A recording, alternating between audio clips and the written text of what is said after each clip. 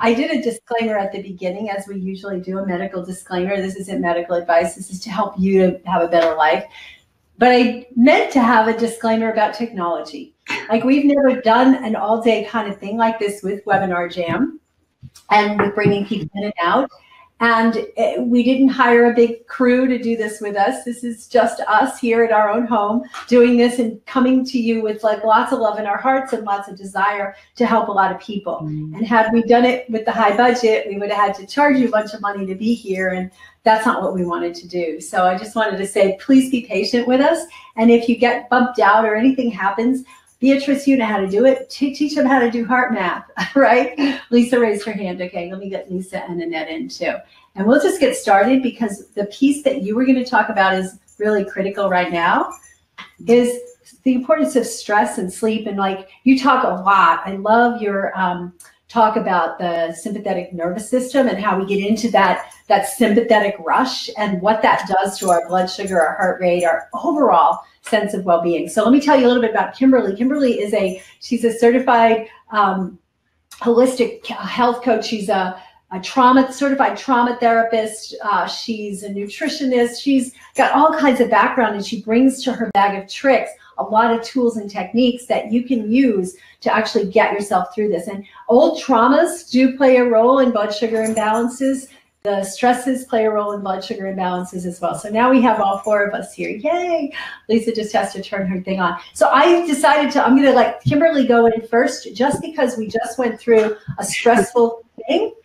And I'm going to ask her to just kind of talk to us about that sympathetic thing and what it does to the blood sugar, and what are some of the techniques we can use when things get stressful, which they will all the time, to get out of that. So go for it, Kimberly. Oh, well, thank you for the opportunity to share some of this information with everyone. It's really the lens that I use to work with my clients, which is really starting with the autonomic nervous system. And the autonomic nervous system is such an important thing as a human being. It's really our surveillance system, so that we can figure out if there's danger in the environment, but it also helps us find out if there's danger internally and from our internal environment. So the body doesn't know the difference between an external threat or an internal threat. It's gonna do the same thing, right? And so when it comes to blood sugar, if there's a threat on the outside, our nervous system will pick up the threat in the environment, and our physiology changes to manage the environment. But it does the same thing on the inside. So if something's happening internally, the autonomic nervous system senses a threat, our physiology is going to change to manage the threat. So the brain doesn't know the difference between the different types of stressors, right? Your body is going to change its physiology and change our DNA, actually, right? You and Ocean did a great job talking about that. Epigenetic changes come from our environment, our external environment and our internal environment. So it's not just about changing your external world, it's also learning how to change and manage our internal environment. And food is part of our internal environment, right? So I think the most important thing, that since I only have a few minutes, the thing I want to say most of all is that we can sometimes control our external environment. Sometimes we can't, right? Sometimes we can, sometimes we can't. But we can learn to better control our internal environment, right? And the body's more wired for information that comes from the internal environment to our brain than it is for external from our brain to our body, right? We have more nerves that give information from our internal self to our brain. So that means to me that our internal environment is more important than our external environment. And that's good news, because we can learn to manage the internal environment better than we can learn to be in control of our external environment. So another way of saying that is that we can be more in charge of our perception of what's happening to us. And our perception can change a lot more easily than actual information and circumstances in our external world. So this is important. Why is this important? Well, this is important when it comes to stress, because we're bombarded with stress everywhere. In the modern world, we can't be free from things that cause stress to our body. And when our autonomic nervous system experiences stress or recognizes a possible stressor, then it changes our physiology. And that first step is putting us into fight or flight in the sympathetic nervous system, which raises cortisol, which affects our blood sugar and our insulin levels. Okay. So the natural thing would be when there's a stressor coming in, we go into sympathetic response so we can take action. We need cortisol, we need sugar, we need access to energy and fuel so that we can take action in the world. And then hopefully the ideal scenario is we take action and we resolve the problem. When we resolve the problem, after the charge comes in, the charge of the threat or the problem comes into our system before we can think about it. It's called neuroception. Our nervous system can tell there's a threat or a problem before our brain can process it. Our physiology starts to respond before our brain can process it. So we have the energy to deal with the threat. So our body peaks with this charge of stress. And then the natural thing is it gets resolved and we're able to then discharge, right? And everything in our physiology comes back down to peace. So we move from sympathetic, high cortisol, high insulin, high blood sugar to take action. We move back down into this parasympathetic calm, rest and digest where we can heal. Problem is that gets disrupted a lot from many things. Like we have constant stressors. Not getting enough sleep to repair is a stressor. Right? Not being able to escape the constant stressors. So we might resolve one stress, but we've got another one and another one and another one that we have to manage and deal with. So it's not giving our body the ability to physiologically reset back to calm.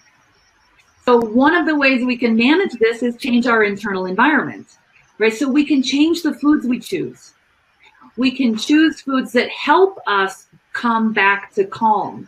Right? So we're going to have external things like foods actually cause a stress response, but we can use foods to calm the stress response or at least prevent more stress response in the body because of the foods that we're choosing. So I'm going to just take a breath here and see how this is landing and see, Ritamarie, if you have questions or any more wisdom to offer. Well, I love the way you phrased it because it's real clear, right? The internal and the perception and all. And the fact that, you know, when the cortisol response and the stress response happens, it's for a reason. It's for a reason for you to really actually escape that actual danger if we were in a physically dangerous situation, but that we have control. And I was just going to ask you if you have any quick techniques that you like that can happen quickly, that people can do quickly or learn quickly. To calm their system down? Calm the system, yeah. I'm a big fan of heart math, and I know that you promote heart math quite a bit, so that's one way. One of the things that I use with people that have a lot of past stress and trauma that feels overwhelming.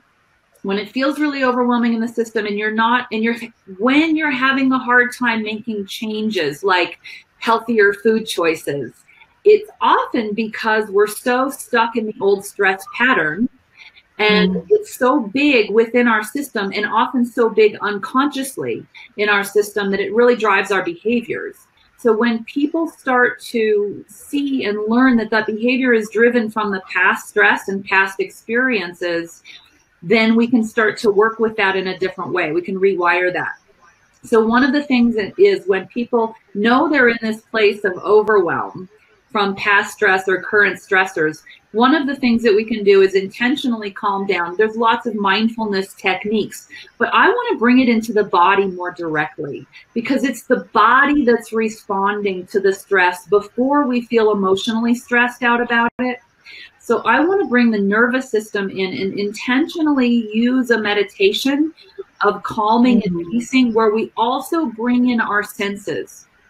And I call this resourcing, right? So what we do is we come into our imaginary place in our mind where we're able to feel the sensation of calm and peace and safety. Number one thing is a sense of safety in your nervous system. So some of my clients like to go back to a past memory, maybe of childhood, a family vacation, or a place that they really loved. It could be a tree house they played in as a kid that was safe, where they could go and escape stress. It could be grandma's house.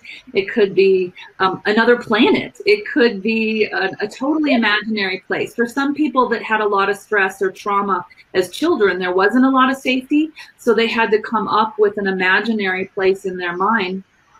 So whatever that is, we go to this imaginary place in our mind. And then instead of just being here in our mind, I want it to be a physical sensation in the body. So you bring your awareness to what does it feel like in the body to be safe? What does it feel like on your skin in this place, whether it's imaginary or not? What do you notice on your skin?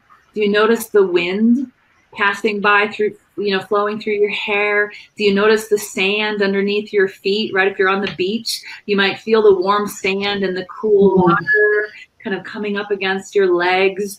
You might feel the heat from the sun sinking down into your cells and in your skin. You might then bring in scent. I can smell the ocean water, the salty ocean water. I can smell the cut grass from my grandma's yard. I can smell the flowers around me in the garden. I can smell my mother's perfume, and that brings me to a sense of love and safety. Right? So the goal is to bring in the sensations, because I want your nervous system to be fully experience a sense of safety and calm.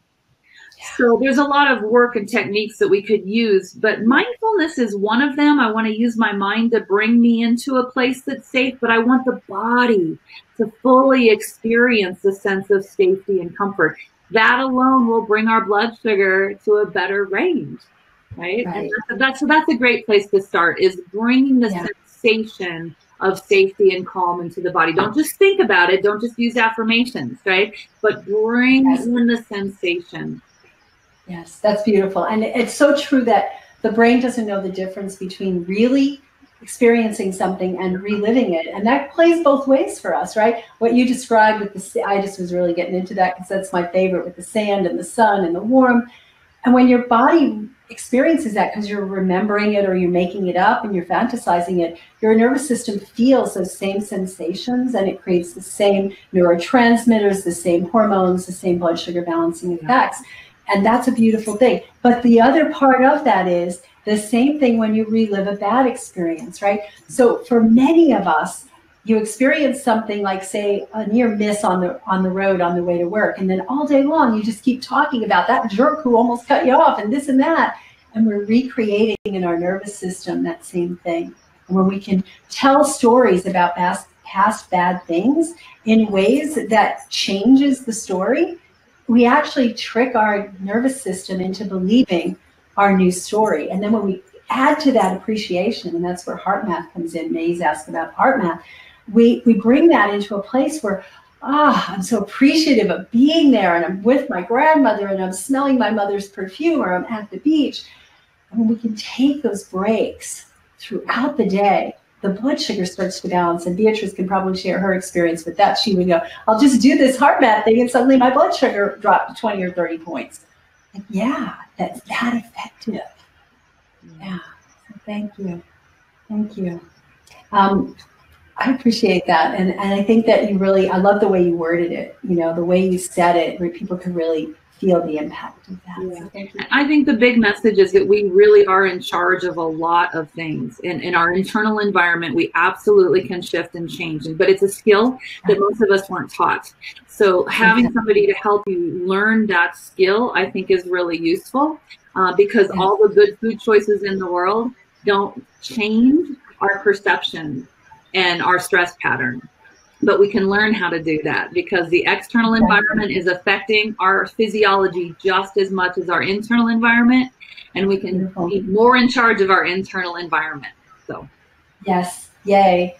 So it looks like JJ just joined us. So we have a choice at this juncture. She's a little early, but I would love to let her on a little early, because I know she's really made time in a busy day where she's has a class happening at her home, and she's made time for us. So if you guys don't mind, I'll just bring JJ on, and then we'll bring you back in after. Is that okay?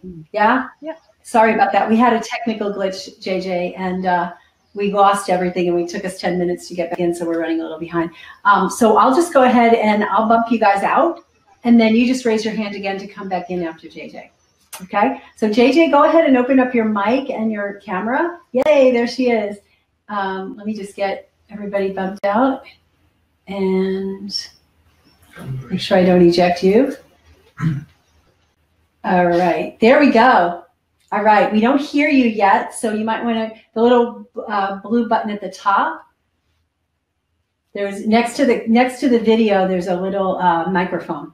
You have to click that. All right, what I'm trying to do is turn my camera on, but it won't turn on, so I have my camera.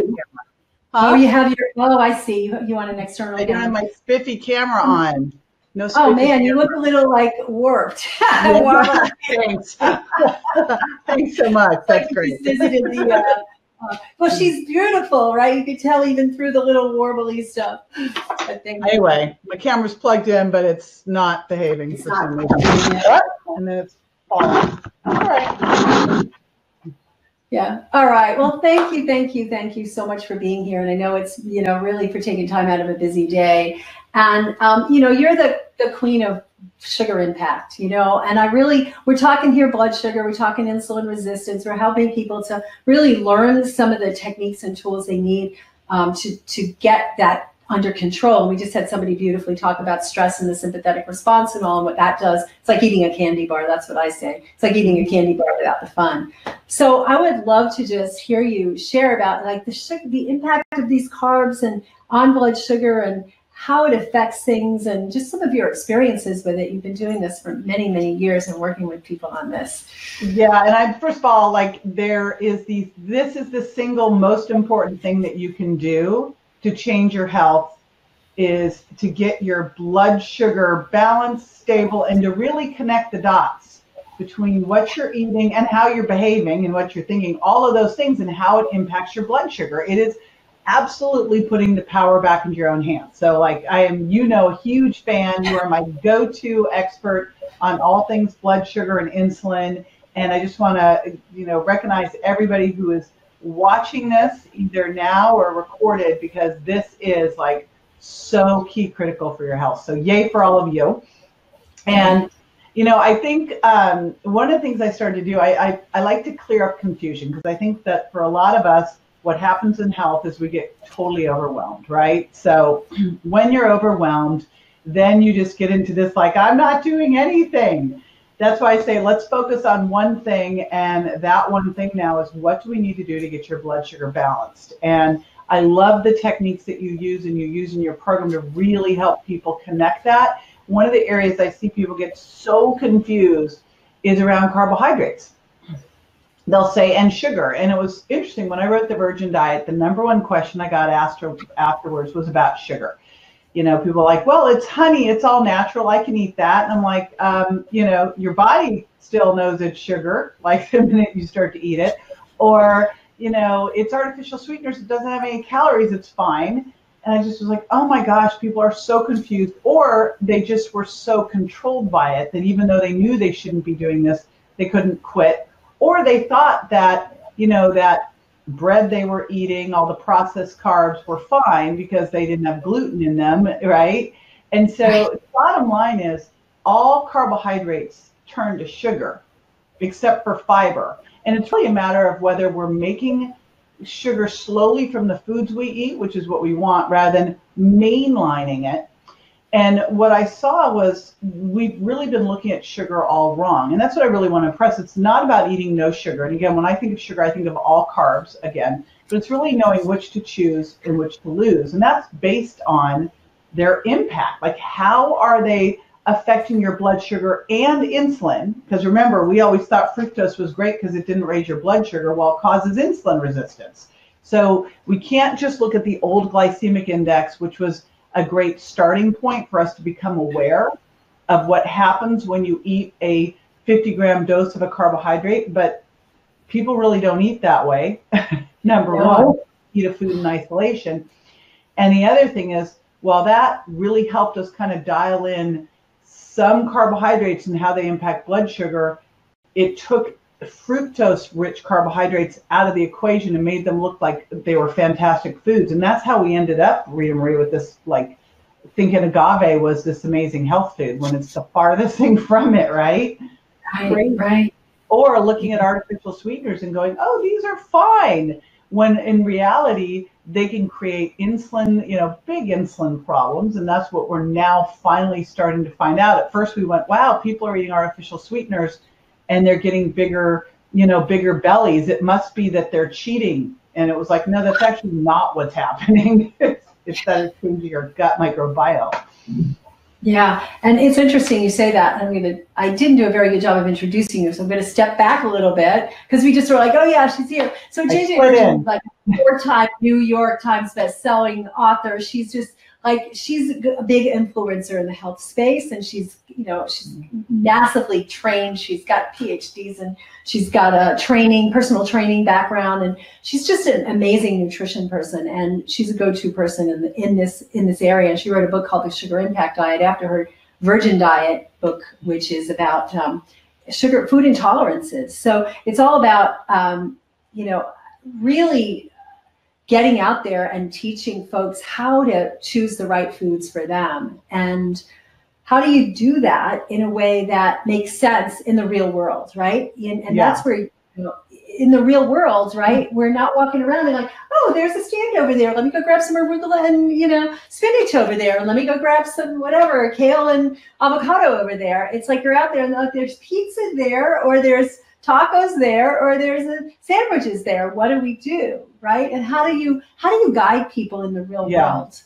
And I think that is so key important too, because otherwise I remember a doctor friend of mine was just living on like bars because he was afraid to eat anything anymore. He's like, everything's got, I was like, this is not the solution. Like, this is not the solution. We need to learn how to navigate the real world. And again, that's why, I think we all need to be our own health detectives, and we need to figure out how to connect the dots between what we're eating and how it makes us feel. Now, obvious things are when you're eating something, is it energizing you or making you tired? Is it making you full for hours, or all of a sudden are you starving within an hour? What's going on there? Is it making you crave more?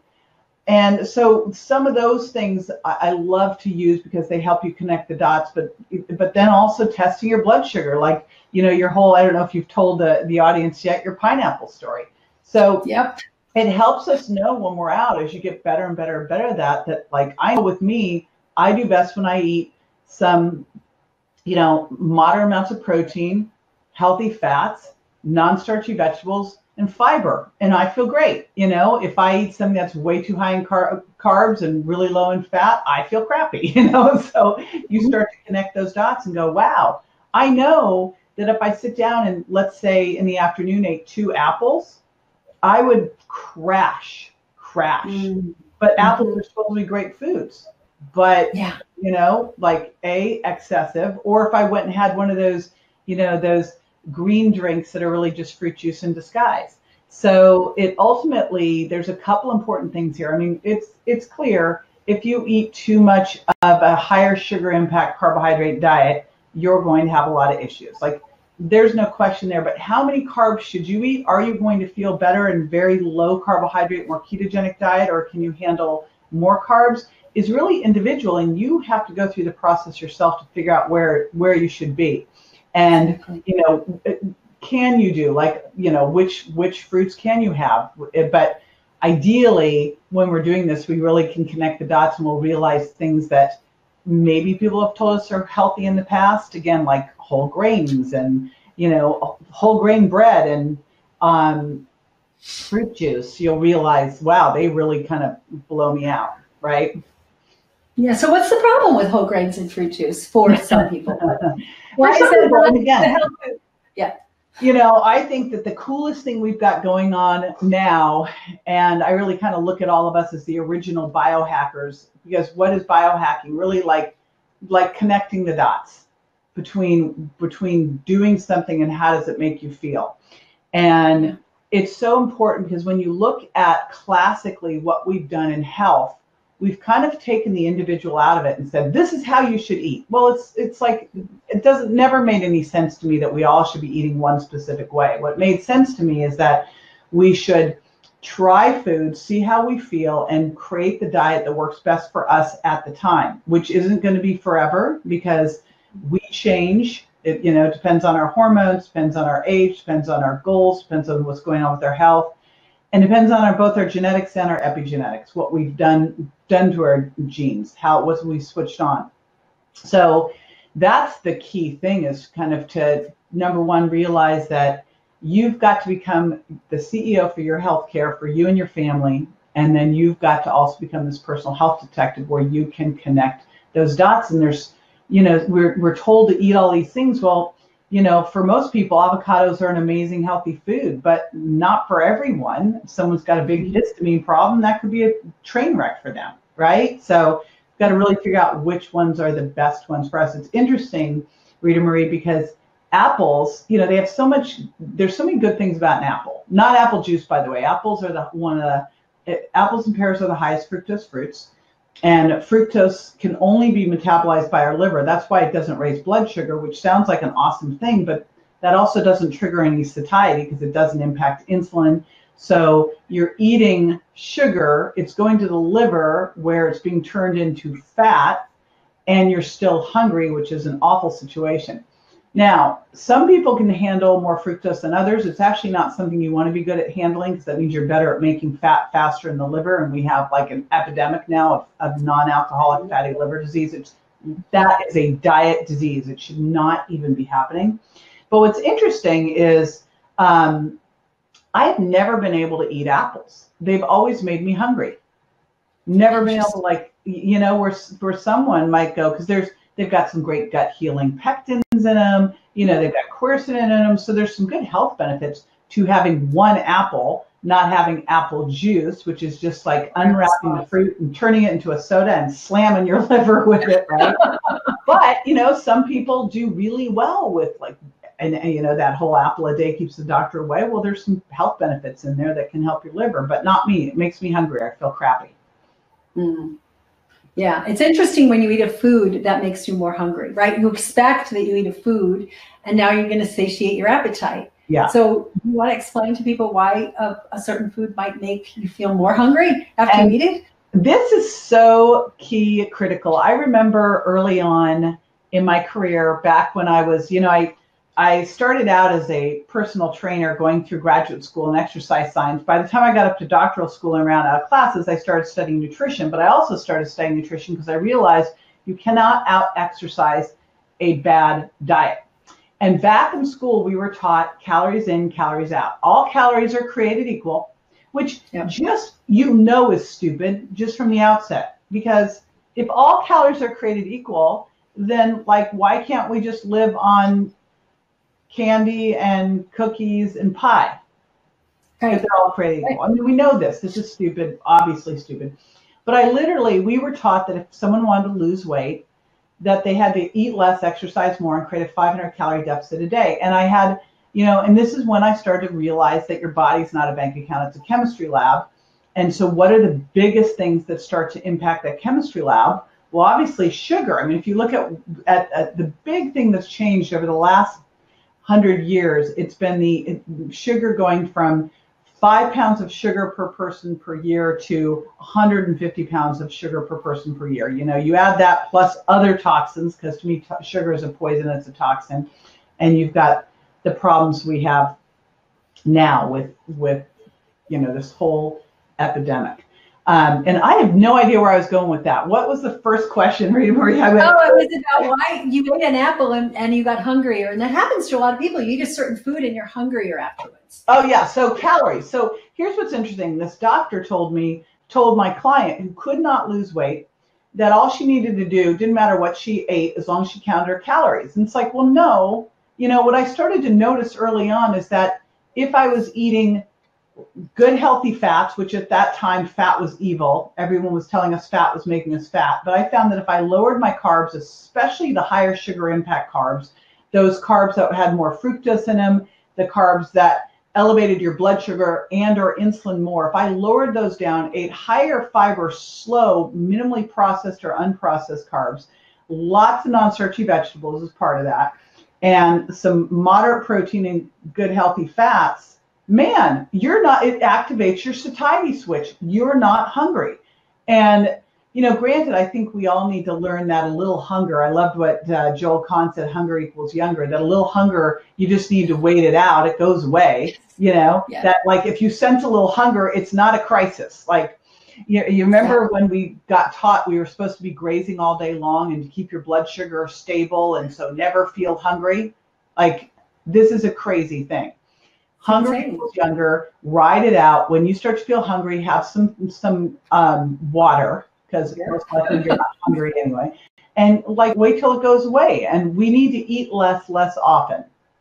That's simple. But one of the things that can help there is to not feel like crazy hungry. And when you look at a lot of the foods out there, like gluten, sugar, dairy, they are drugs. They have an opiate-like effect on your brain. So, and I don't think we're able to really identify, was that hunger or a craving, right? And so then you have that, and then you couple that with fructose-rich foods, which everyone thinks it's the high fructose corn syrup, but the reality is agave, crystalline fructose, apple juice concentrate, a lot of these things that are used in health foods are far worse. They're higher in fructose, and that makes you hungry. So that's what we've really got to look at, is what are the things we could do to really improve what I'm calling the satiety switch and keep blood sugar stable. Because the other thing that happens when you eat these high sugar impact carbs, your blood sugar goes up, your insulin goes, crap, drops it down, and then boom, you're hungry because insulin's still up, so you cannot get to stored fat for fuel. And then you get a little irrational. But again, I will tell you, if you can eat fat, fiber, protein, drink a lot of water in between meals. When the first hint of hunger comes up, go, ooh, I'm getting younger, drink some water and get away from the kitchen. You'll be amazed at what happens. Yep. I always tell people, drink some water, wait a half hour. Likely you were thirsty. And if it's still there after a half hour, drink a little more water. And if it's still there, then, invite yourself to eat, as long as it's been 3 or 4 hours or 5 or 6 hours more healthfully between the last meal. If you've eaten like a little bird at the last meal and now you're hungry 3 hours later, it's because you didn't eat a satisfying meal. Which is why food journals are so critical. Like when you eat the food journal and all of a sudden you go, why am I hungry? I just, then you go, oh, because I really didn't eat the way I've been taught to eat at that last meal. Like, I just ate whatever it was. I just had some broccoli. Well, that's probably not going to sustain you. It's not going to sustain you for very long, right? Yeah, exactly. But also, this is an interesting point. When my kids were little, I would make these big, beautiful, very nutritious meals.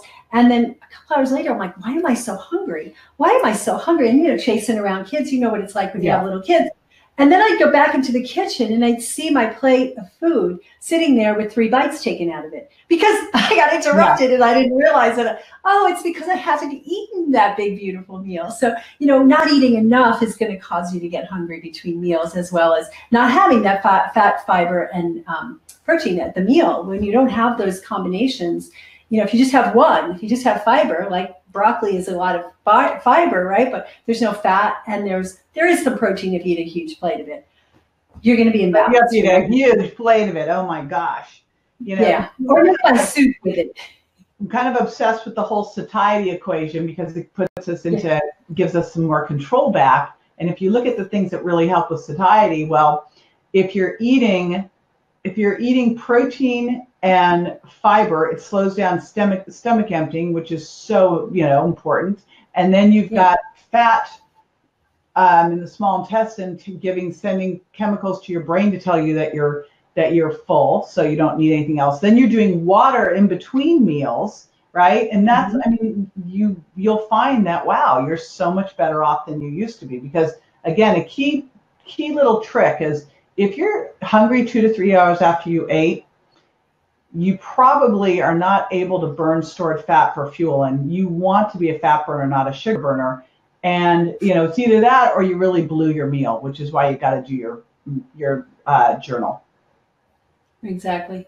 So thank you so much. I so appreciate you taking time out. I know you have house full of people there and you're in the middle of a class, and it just means a lot to me that you've taken time to be with these folks and share from your wisdom. And I know that you have a gift that we added to the bonus packet. I'm a big fan, Dr. Ritamarie. I love what you're doing. I think everybody needs this. And I think it should just be core foundational. Like, this is one of those things that you want to master this. Your program is amazing. I recommend you. I love the podcast we've done. You're incredible. So I wanted to make sure I was on to support you and to do whatever I could do to help people understand how valuable this is. Absolutely. So if you guys are, sitting there going, I should or shouldn't do this. So far, we've had 3 amazing bonuses from Annika Becca on the hormones, and from Ocean on the whole 2018 summit recordings. Wow. And yours, yeah, that's on top of everything else that's already in the program. So, and those are live stream bonuses. So, get in while you can and get all these bonuses, because it's so powerful. That's incredible. Yeah. And then your bonus was the, is it fat or is it, I forget what it was. So what we have there, which is really just kind of a get people started, is just to help you start to self-identify where you are, what your starting point is. Are you a sugar burner? Are you a fat burner? Where shall we start? And I'm sure we've got some other fun things we'll be able to throw in there too. Because I think it was the in the kitchen thing. That was so amazing. You in the kitchen with all kinds of chefs and making amazing food. Yeah, so we might just have some other stuff just to kind of do some late break. Stay tuned to get a hold of me after you're done. Okay, we will. Yay. So there you go. You're going to have a mystery bonus plus the wonderful assessment to see, are you a fat burner or are you a sugar burner? And then what are you going to do about it? And that's what we go through in the program. We're really keen on helping you to personalize it. Somebody says, well, what about fruit? I'm not anti-fruit. I'm for eating whatever fruit keeps you in balance. What about grains? Well, whatever grains keep you in balance, but you've got this biofeedback device that you get to do. And what JJ talked about, how do you feel? If you feel starving after you eat a meal, that meal didn't sit well with you. And you've got to go ahead and figure out why. And that's what we're here to support you in. So thank you so much. JJ Virgin, check her out, and appreciate you. Thank you. Bye. Bye. We're going to pull in, Claudia's coming on too. So Claudia, you know what? Let's bring all of you guys in. Let me bring Claudia and Lisa in so far, and then we'll get Annette back in to finish her story and go from there. Hello. Go ahead, and we'll go here, and then we'll, I'm trying to just go with the flow here, and let's take breaths. We know how that appreciation, and just appreciate that you are here, that you have access to all these amazing people that are giving you some amazing information. And then we will take you in and support you in our program as we do. So Claudia is going to talk about vision. Claudia is a holistic vision counselor trainer. She has a program where she teaches people how to restore their eyesight naturally. Now, I worked on vision improvement years ago, before I even knew Claudia, back in the day, probably before Claudia was born. No, not that long ago. but it helped a lot.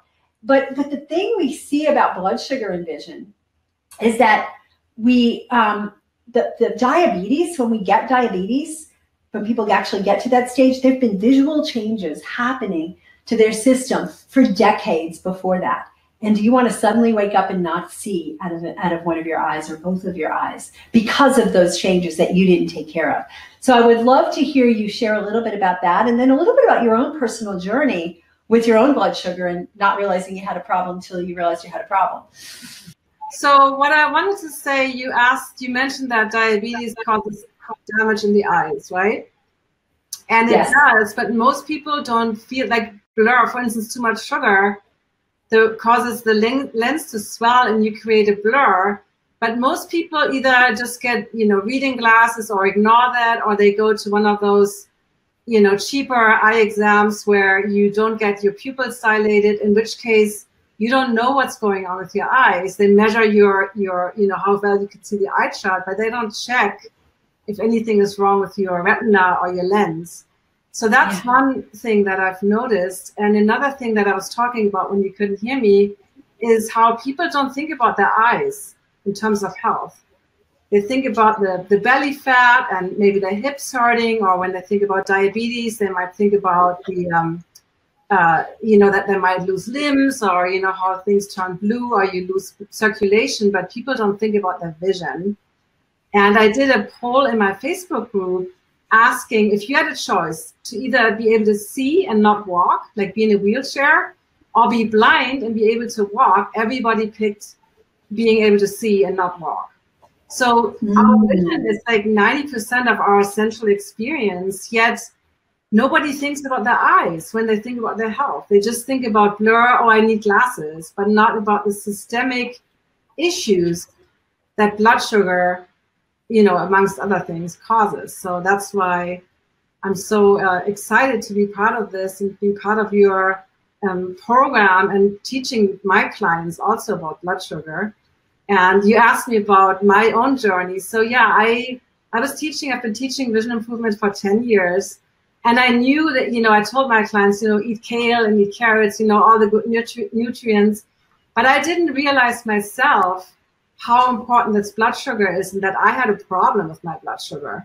So my mom has diabetes, and I didn't think I had anything wrong with me. I had some belly fat. Yeah. My brain was foggy sometimes. I had those kind of fatigue in the afternoon. I was hungry after 2 hours, and like JJ, when I ate an apple, I was super hungry afterwards. I was more hungry.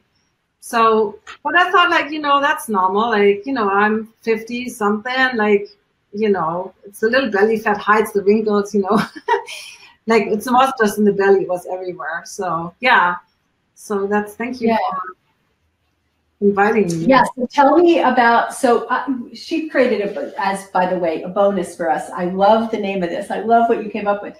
It's called iFoods Guide, Eat Right for Your Sight. Everybody has the Eat Right for Your whatever. So Eat Right for Your Sight. And in there, she's going to, well, you can tell us more about it. You just created this just for us over the last few days, and I'm so excited. And it's for anybody who signs up for Sweet Spot. And yeah, I would love to hear more about that. So the Eat Right for Your Sight, in that guide, I basically give an overview over all the eye nutrients. So the key nutrients your eyes need. Okay, go ahead. Okay. So, you might have, when you buy eye vitamins, like when you buy the supplements, 2 of the ingredients that are in all the eye vitamins are lutein and zeaxanthin. And they're both plant pigments that you can find in your retina. And they're yellow. And that's why that spot in your macula where you have that perfectly clear vision, that's called a maculolutea, or yellow spot. So those pigments are actually absorbing about 40 to 90% of the blue light from, the sun or computer screens. And those nutrients we cannot produce ourselves. You have to get them from food. And kale has one of the highest amounts, spinach, egg yolks. So there's certain foods, but if we don't eat, like I hear a lot of people, I don't like leafy dark leafy greens. If you don't eat those kind of things, you are not giving your retina the necessary nutrients. Another thing super important, and you teach that in your course too, is omega-3s. So omega-3s are very important for eye health, and especially when dry eye, for instance, it's a common symptom of not having enough omega-3s. So this guide gives you like an overview over the key nutrients, like the all-star eye foods. And then I added 6 different cheat sheets for the common eye diseases: cataracts, macular degeneration, diabetic retinopathy, glaucoma, dry eyes, and retinitis pigmentosa. So I gave specific nutrients. If you already have one of those, maybe you might have been diagnosed with early onset of cataracts, really focusing on those nutrients, and then also the foods that have these nutrients. And I added a little star, like, with the food, there's lots of fruits recommended. And I added a little star, like a little asterisk saying, make sure that even though those, like what JJ said, even though those are good for your eyes for this specific problem, you might not be able to tolerate those. So exactly, that's always important. Exactly. Can you just mention, I've talked a little bit about it. You may know more about it than I do, the retinopathies that happen from diabetes.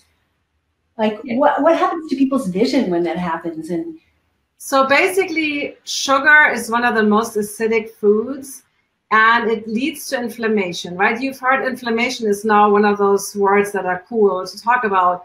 But inflammation starts like, and I think you used the little image of the firefighters, you know, over the years, your body can handle a lot, but over the years it gets too much. It's too much. There's always this new bad stuff coming into your body, into your bloodstream. And then it creates oxidative stress from the release of these free radicals. And that leads to those eye diseases. And that's why, you know, it's called there's an actual genetic form of macular degeneration, but the most common one is called AMD, age-related macular degeneration. Yeah. And it's like this is the other thing that you hear from all the doctors. Oh, that's to be expected. You're 60, whatever. You know, cataracts are normal. Nothing is normal. Not just because you get older, it doesn't mean that you need to get a disease. Your cataracts, glaucoma, and diabetic retinopathy specifically, what happens is those blood vessels, they start to leak. So they're starting to leak. You know, the retina is one of the finest, tiniest blood vessels.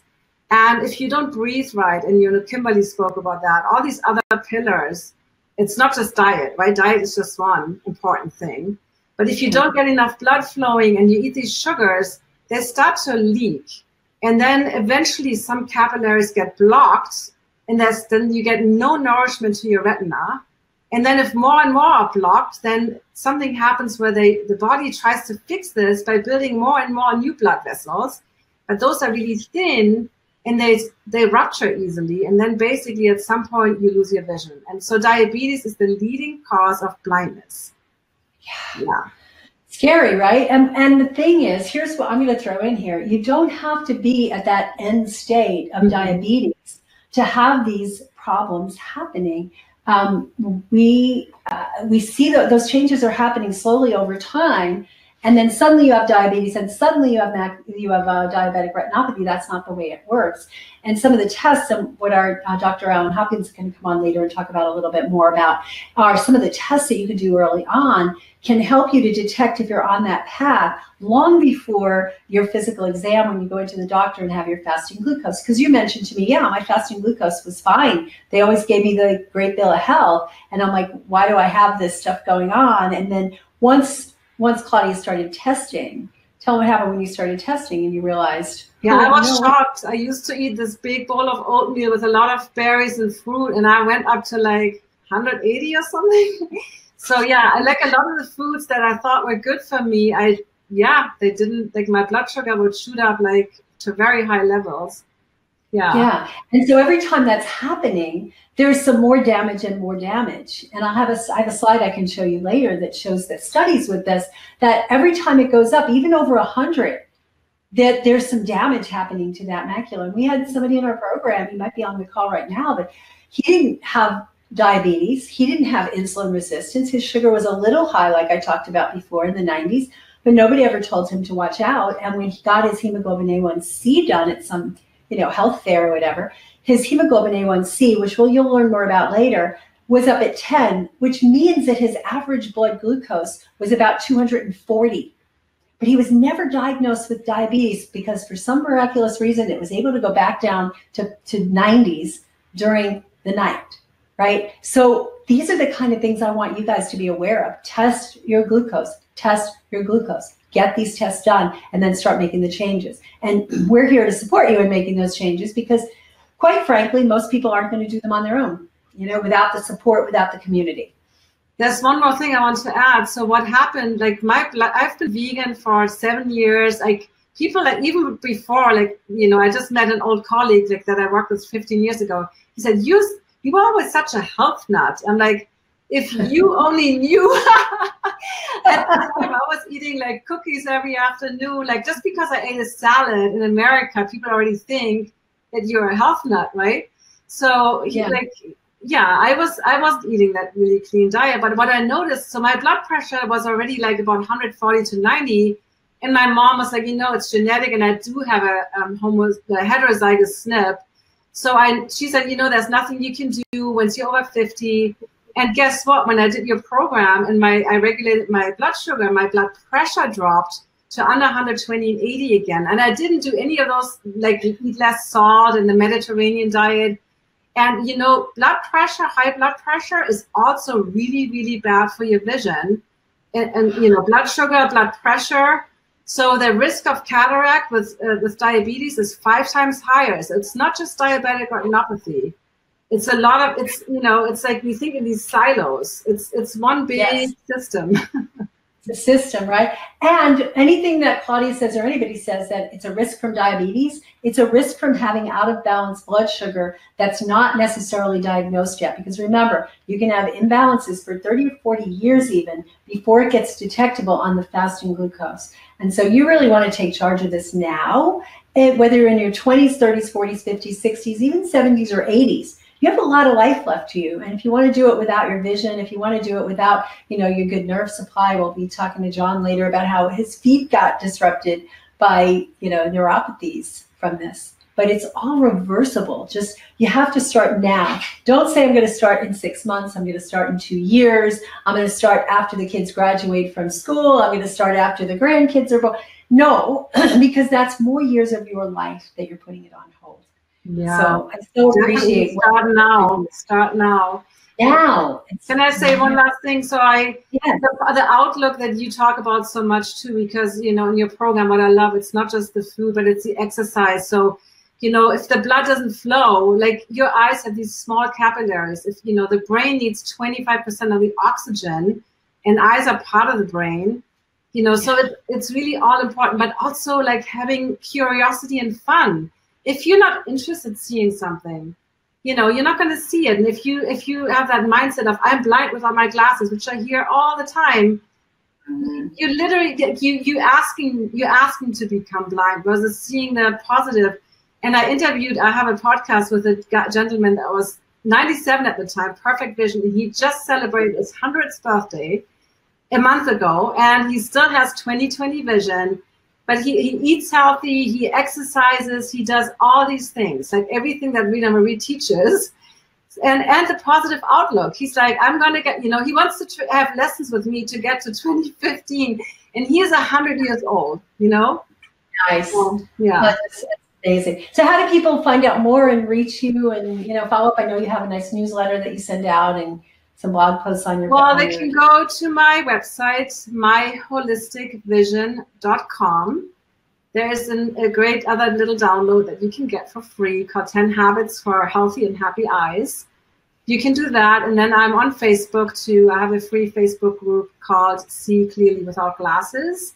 You can join that group, and I give tips, and there's, you know, all kinds of ideas in that group too. And I have an online course, and I teach private lessons, and I'm working on expanding my products at this point. Thank you. And she's also in our, she's gone through our insulin resistance practitioner training, and she's also in our nutritional endocrinology practitioner training. So she's looking at, you know, it is all holistic and truly holistic, because it's rare that you get people who are into vision that are also into all these other things. So thank you so much. And remember, if you register for the sweetspotsolution.com/now, if you go there now and you register today during this live stream, you're going to get a copy of her Eat Right for your site. So thank you so much. Thank you so much for having me on. Bye. Oh, you're welcome. Bye. So here's the thing. We've talked about food. We've talked about stress. Kimberly did a beautiful job of that. Fitness is important. Everybody's like, I don't have time. So what if you could exercise in 30-second bursts throughout the day? What if you could just do 30 seconds of exercise here and there, and maybe a 10 or 15-minute walk? Could you fit that in? So it's like making food changes. You want to move at a pace you can. Like, I love to run.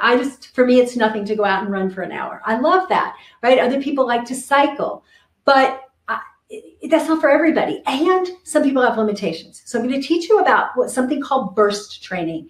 And it's little bits of exercise that you can do. And I'm going to start with this little guy here. All right. So can you see? This can be a tabletop, or it can be put on the floor. So I'm going to put it down on the floor, and this is a very inexpensive piece of equipment. I think it was like $40 on Amazon. This is meant to be done sitting down. All right. So some people say, you know, I don't have the ability to exercise. So there's two things you can do with something like this. You can sit down in a chair.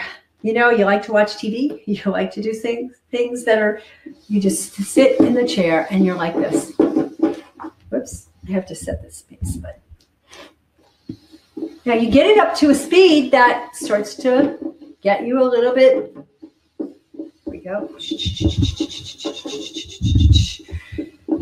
So that's one thing you can do with it. Now I also have a unit. It's upstairs. It's kind of heavy, so I didn't bring it down. And it's a little stepper that you can just pick and go as fast as you can. Now you don't have to have any equipment, so I'm going to show you that in a minute. But with this, what I love about this is that it can also be done, and I don't have a tabletop here, but I'll pretend my lap is, for people who have problems with your knees or your ankles. Who's out there that has that? People say, I can't do your burst exercises because I have problems with my knees or ankles.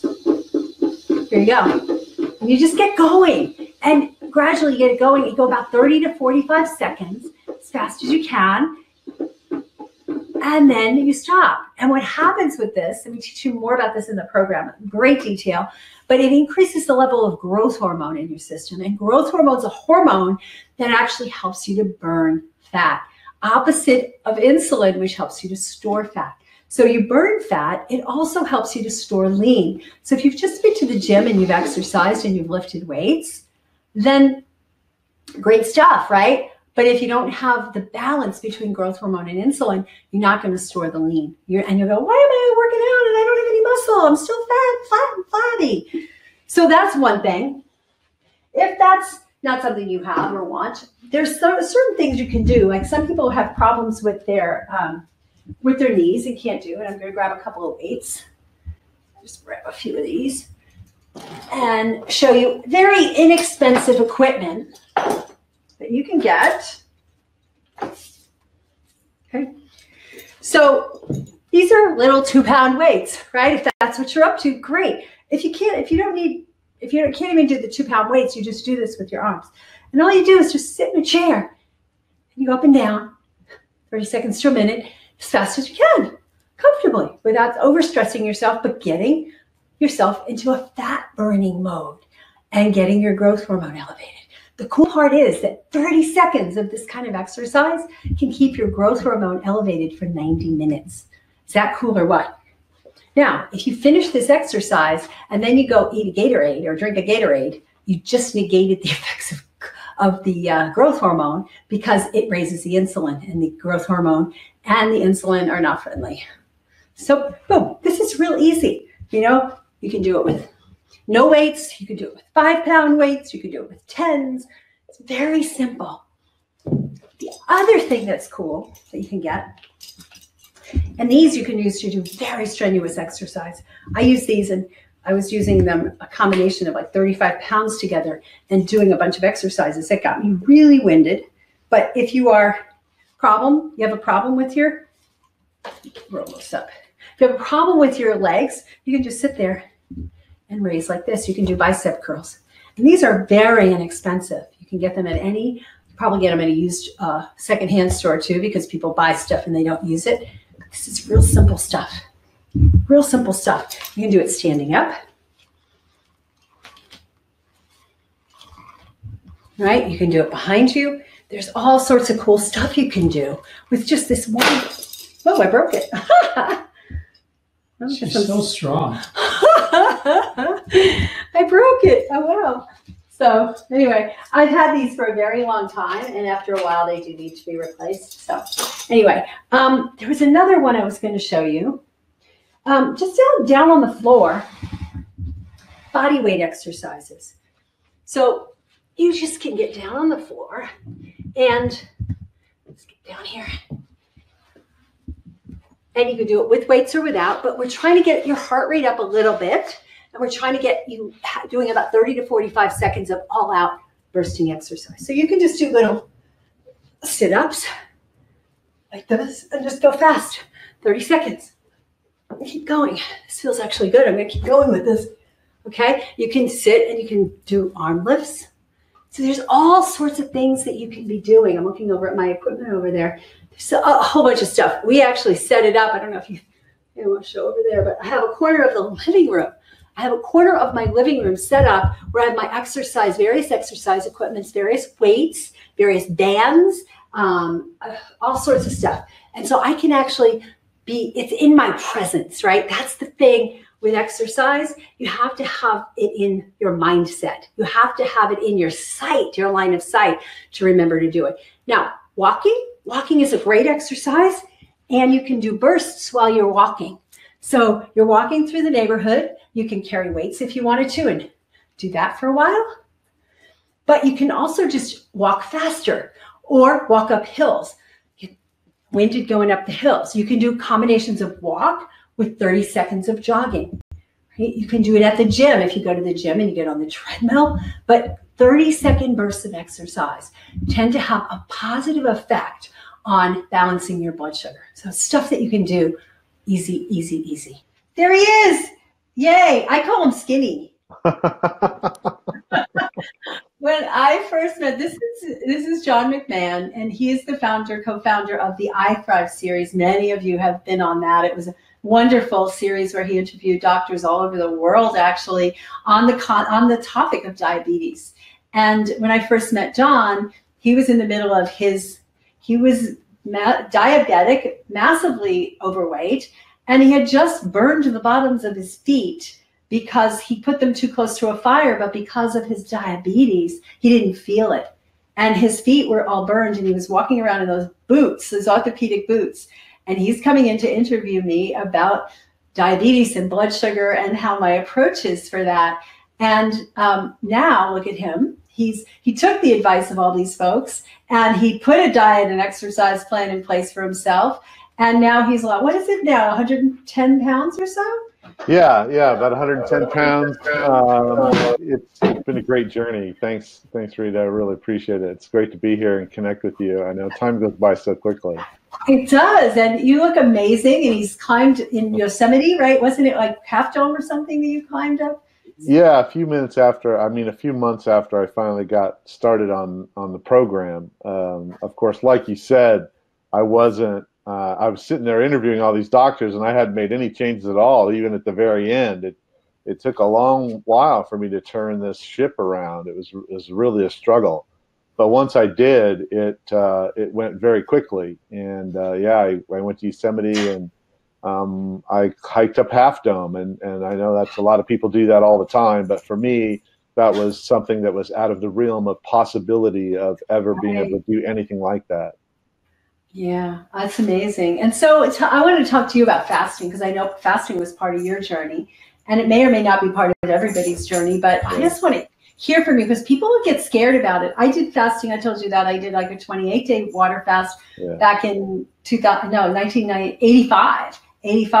But after that, when people said, how'd you get your health back? And I just did some diet changes, because I was afraid to say it, because I thought they were going to put me away for being anorexic, or, that it wasn't really considered, other than in certain circles, it wasn't considered a smart thing to do. So I would love to hear your perspective on it and how you think it impacted your diabetes, and what was your experience like? Well, the fasting really helped me jumpstart the correct diet and lifestyle program. And that's what really turns the diabetes and the weight around and the mindset and all of that.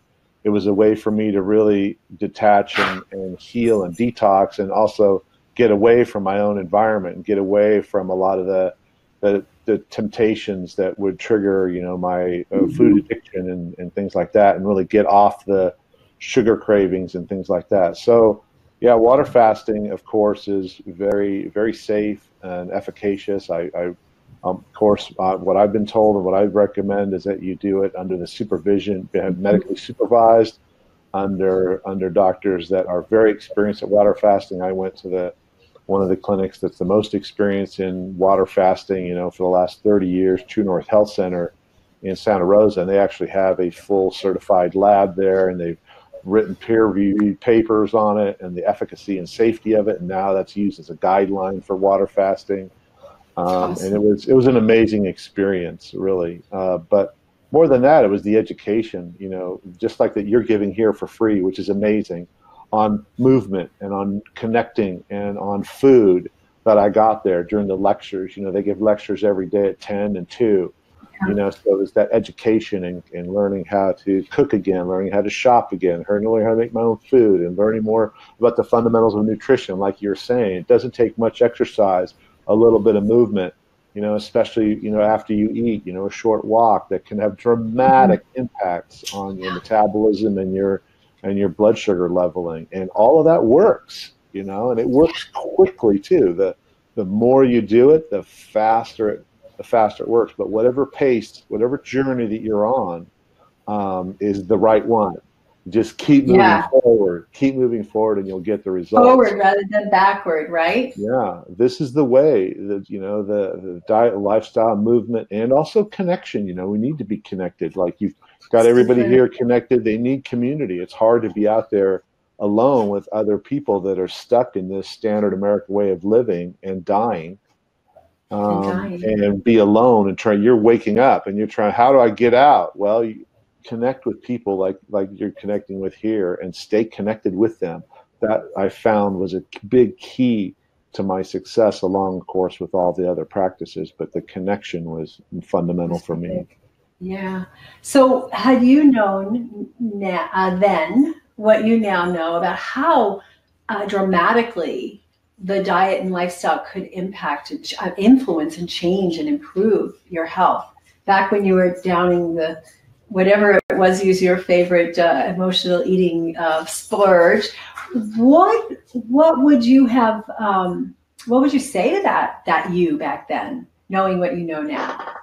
You know, that's a really good question. You know, because I can really empathize with that feeling of being stuck in that dark well. Where for me it was like looking up, or being stuck in an insane asylum where I didn't think I could get out. Intellectually, I knew, or I thought I knew. Oh, well, all I have to do is this. You know, I believed it, but I didn't believe I could do it. And the biggest thing that I would want somebody to know, or that I would tell myself looking back, is to say, no matter how hard this looks, no matter how entrapped you might feel by the food and the food addictions, or your behavior, or your illnesses, you know, that have been brought on by this, and you can't get out, you can do it. And it's just a little bit. You just got to push through a little bit. It's just like a bridge, and you know, we're standing on the other side. We're saying, just take our hand and come across. It's just a few steps. You know, if you slip and fall, it's going to be okay. You just start moving in this direction. I promise you'll feel better. I promise you that you will not always feel this overwhelming craving as you're going to be fighting yourself all the time. You're going to reach a tipping point, and it will flip for you. And all of a sudden you will connect the way that you feel with the way that you eat, and your life will never be the same. Yeah, I love that, John. When you think about that, right, where you are now, at 110 pounds lighter, off all your medications, just feeling good, exercising, doing what you want. When you look at that, and you look at where you came from, right? You go, okay, this is where I came from. If the you back then could see the you back now, right? Do you think that would have made a difference? It's like, wow, I could be like that. Oh my gosh, I want that. What do I have to do to get it? Or would it still have been challenging? You know, it was still challenging. I'll have to say, getting this big of a change was like escaping. I always had hoped and thought that I could be like this, and it was like this was always trapped in that other way of being, but felt like we couldn't get out.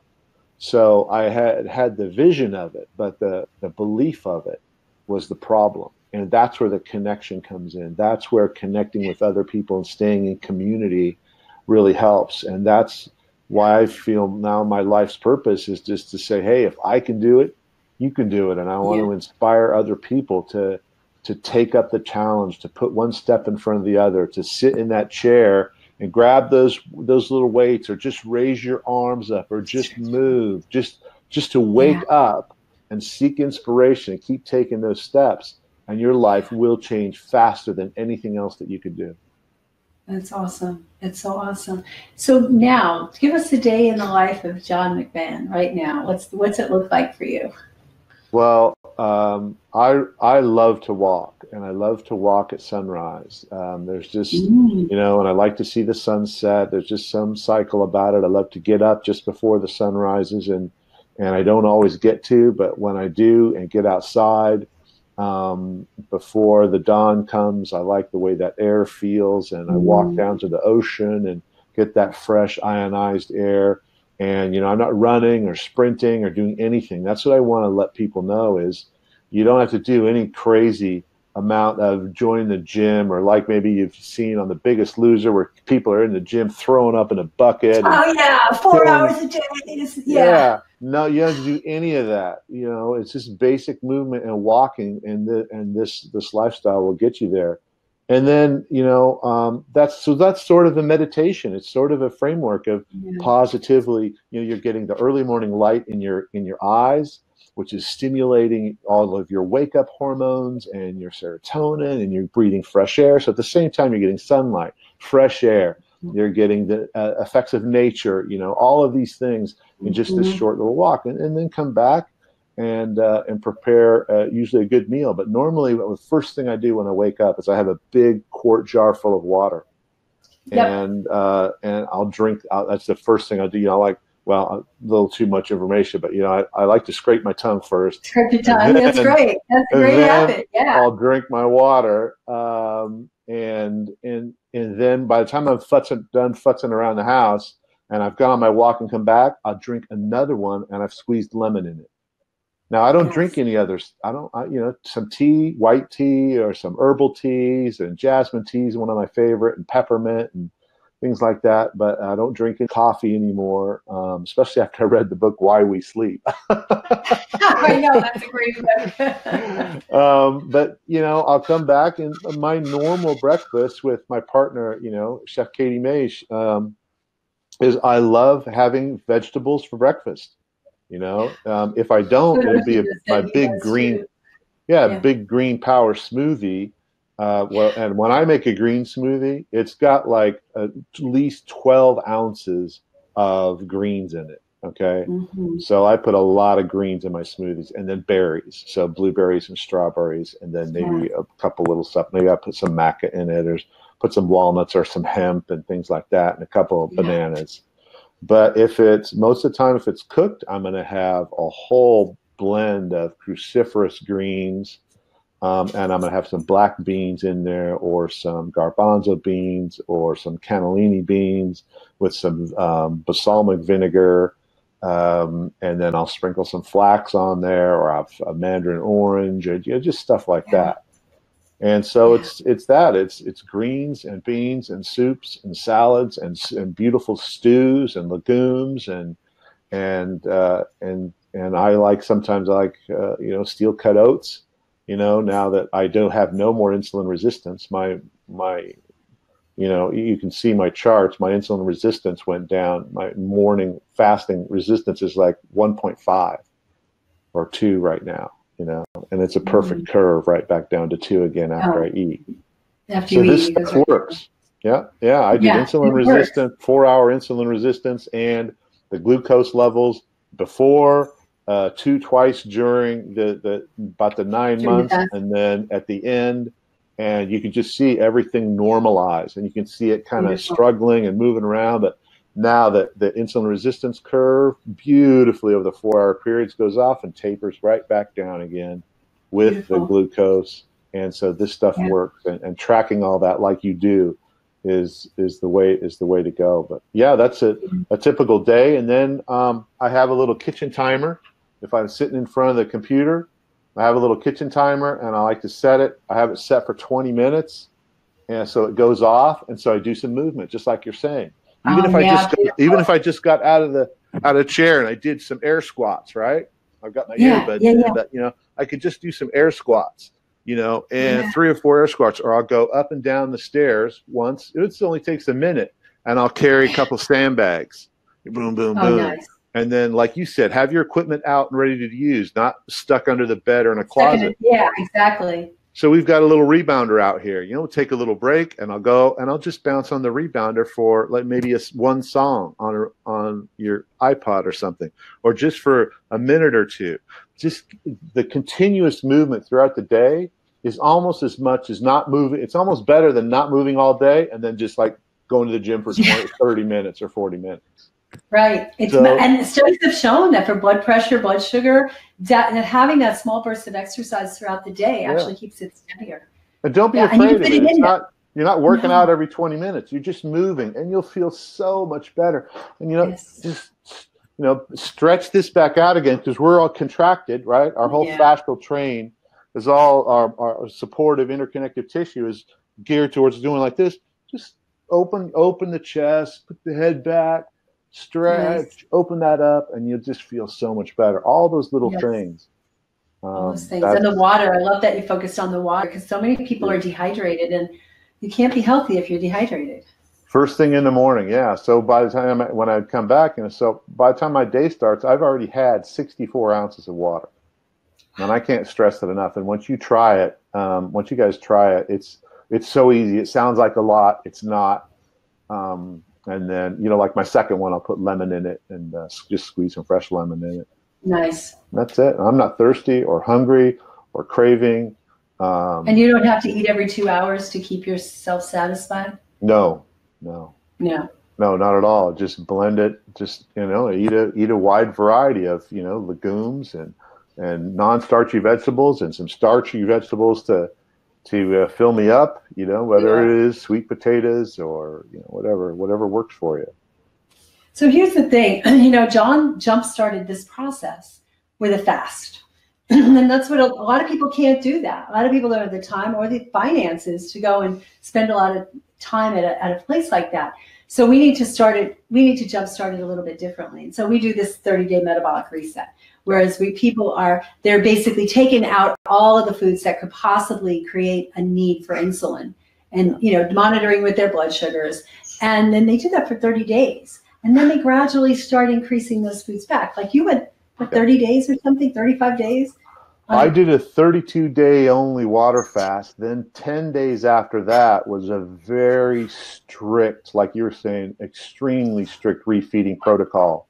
That went 3 days of just broth, 3 days of just broth and some celery juice, and 3 more days of like maybe some squash, some zucchini, and some broth, and then 3 more days of maybe just starting to eat some other light,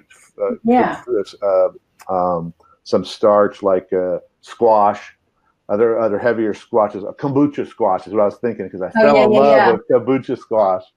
Those kombucha squashes are supposed to regulate blood sugar, actually. Yeah, it was great. Yeah. So there was 42 days later before I started eating again, and then it was still super clean, Clean, And then I stayed there for another month, so I can understand it. I mean, I was desperate to change, and if people can't afford to do that, the community that they need is extra important to get them through the cravings, because you're going to crave for a while. Yeah, you're going to want that in your mouth. What about, you hear a lot about intermittent fasting. People are talking about that. Have you tried that, or do you do that on a regular basis? Oh, yeah. I mean, here's the thing with intermittent fasting. We love to put labels on things, right? And then we think we know all about it, or it's just this one thing. We got this blinder. It's intermittent fasting. Well, let's just back up and just take the general principle of the road to intermittent fasting, which is eating normally, right? That's all intermittent fasting is. It says, let's just get back to where we eat normally. So the first thing I say to people is, well, just start with the baby steps. Start with, not eating between meals. That's fast from one meal to another meal. Right? Yeah, exactly. That's the big thing, and that's huge actually for most people. It is. It's hard for people. Yeah. And then, here's the clock, and then start winding the breakfast and the dinner closer and closer to each other as you can. And so don't overcomplicate it. Thank you. That's simply how I approach it. But yeah. Is it powerful? Yes. Oh yeah, tons of documentation. Yes. Read Longo's longevity book. Yeah, I mean it's all about that. Especially if you can't do a regular fast, boom. Some people might just do that want to go on an accelerated plan. They may just do 2 meals a day. They may eat at 8, Right. 2, or whatever Right. it is. Right. But yeah, Right. it's magical. It's magical. That's how I think about it. It's magical. It changed my life back, and I was only 28 or something when I did mine, but I'd already been experiencing all these symptoms, and I never looked back. It took the food cravings, right? I was a junk food junkie. I would sit down with 5 pints of ice cream, and I would eat it all, and then I wouldn't eat anything for 2 days to make up for the calories, so I didn't gain weight. But we get into crazy cycles like that, don't we? Oh yeah, and it's understandable. We're surrounded by food that is super normal stimulus, and I'm sure you've talked about this before. It's like a cocaine addict being surrounded by free cocaine. Yeah, it's like it's all around you, right? Go down the street, and there it is, and yeah, I know that Dr. Goldhammer, who runs this place where you went to, True North, had a book he wrote years ago called The Pleasure Trap. And then how we get sucked in to those pleasures of the food because of the way they affect the dopamine and serotonin receptors in our brain and make us feel good, and then we want more. That's how addicting it is. It's like a drug, and it's worse than a drug addiction when you have food addiction. Because with drug addiction, you can go to cold turkey. With food addiction, except you did go cold turkey. Fasting lets you go cold turkey for a while, but you can't live that way. So you have to learn the techniques to be able to manage the food and deal with the food for the rest of your life. You do. And it's not, no one's going to say, this is not easy. This is not, oh, hey, now you got this little bit of knowledge and off you go. No. This is a whole change in frame and a way of being, but it's an investment in yourself. So you're either going to invest in staying in hospitals and going to doctors all the time and having your calendar full of doctor's appointments and blood tests and pain and finding chronic disease, or you're going to invest in your own health and spend the time to shop and cook and move and exercise and connect and get sunlight and fresh air and water. You get to choose. Yeah, but it's going to happen. You're going to lose the time one way or another. Either way, it's a lot more joyful. It's a lot more joyful living this way. Yeah. And I love what you said about community, because that's what we find in our programs, that when people try to do it in between, and people do, they come in and do it like in between launches where we don't have a big group of people coming in at the same time. It's not the same. And we still try to provide that with them, and we get them calls in it, but it's not the same as this big group of people starting this program all at the same time. We're all learning and sharing the trials and tribulations and the ups and the downs, and we support each other. And the results we get are just it's amazing. It's totally amazing. And investment is a fraction of what you have to pay to go away to a center to do it. Oh yeah, it is a fraction of it, and it's worth it. That energy is very real, and that energy will lift you up.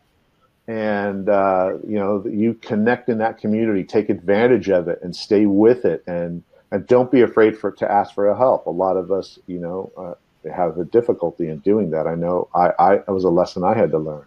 So get out there and ask for help. People are just waiting to want to share and support and give you encouragement, and you'll get in those communities and you'll find somebody in your own area. A lot of times I found people, they're like, they'll be connecting in your community and realize, oh, hey, we're in the same city. Let's get together. Yeah, that's what we have. A lot of that happening. We have people who met on our program last year, and they go visit each other. They have parties together. They do stuff together, and they support each other. And it's like you share the downs, you share the ups, and we're never alone. And that's what I think is so important. And anybody that promises you a quick fix, like take this drug, take this supplement, take this herb, do this magical exercise that you can do in 30 seconds a day and you'll be fine. Don't run away. Yeah, no, this is a forever thing. And you get past the point of where you're desperately craving, because I know if a lot of you there are looking for a solution and you're stressed out and you just want a way out, and your sympathetic nervous system is activated and you're in fight or flight and you just want to get out now. This is the way, and it's the long short way, right? Yes, exactly. And it's the way for the rest of your life. And you want to make these connections and come into community and learn the skills. And I know from my experience, don't be attached to being perfect. Okay, Yeah. it's such a stumbling block to be perfect, because nobody's going to be perfect. Everyone's going to have the ups and downs. I could tell you horror stories. I'll tell you one right now, really Okay, quick. tell me one. I was at the True North Health. Imagine this, right? I had just done a documentary. I had interviewed all the top experts, including Ritamarie, and I still had not been able to change my life, right?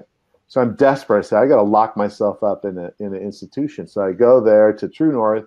Things are going fine. I'm doing great. I make it through a 32-day water fast. I'm refed, and I'm eating healthy. I'm learning these new skills. And then all of a sudden, I get this craving out of the blue.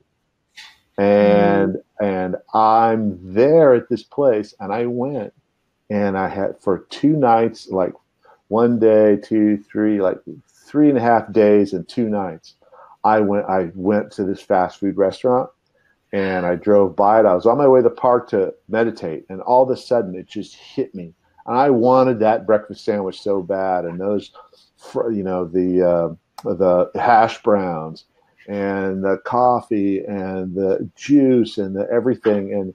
And I sat there, and I bought that stuff, and I went to the park, and I sat there, and I ate it alone in my car. I'm just eating it like a junkie, and then when I was done, I turned around, I went back again. I got another whole serving. I went back, and I'm sitting there just realizing, what am I doing? And then I went back again for the 3rd time, and they were closed. McDonald's, it was closed for breakfast. It closed right at 10:30. Well, right across the street was Burger King. They were still open, and I wanted that breakfast. I wanted those fried hash browns and that sausage, McMuffin thing. And 3 times I went back. And then I was off to the races, man. I was in the 7-Eleven. I was in the fast food. I was at the grocery store getting chocolate and chips and all kinds of stuff. And I ended up back at True North with this bag, and I snuck it into my room, and I got about halfway through it. This is over like a couple nights in a day. And I just realized, this is what I realized, that this craving would never be gone. It would never be filled. That hole would never go away.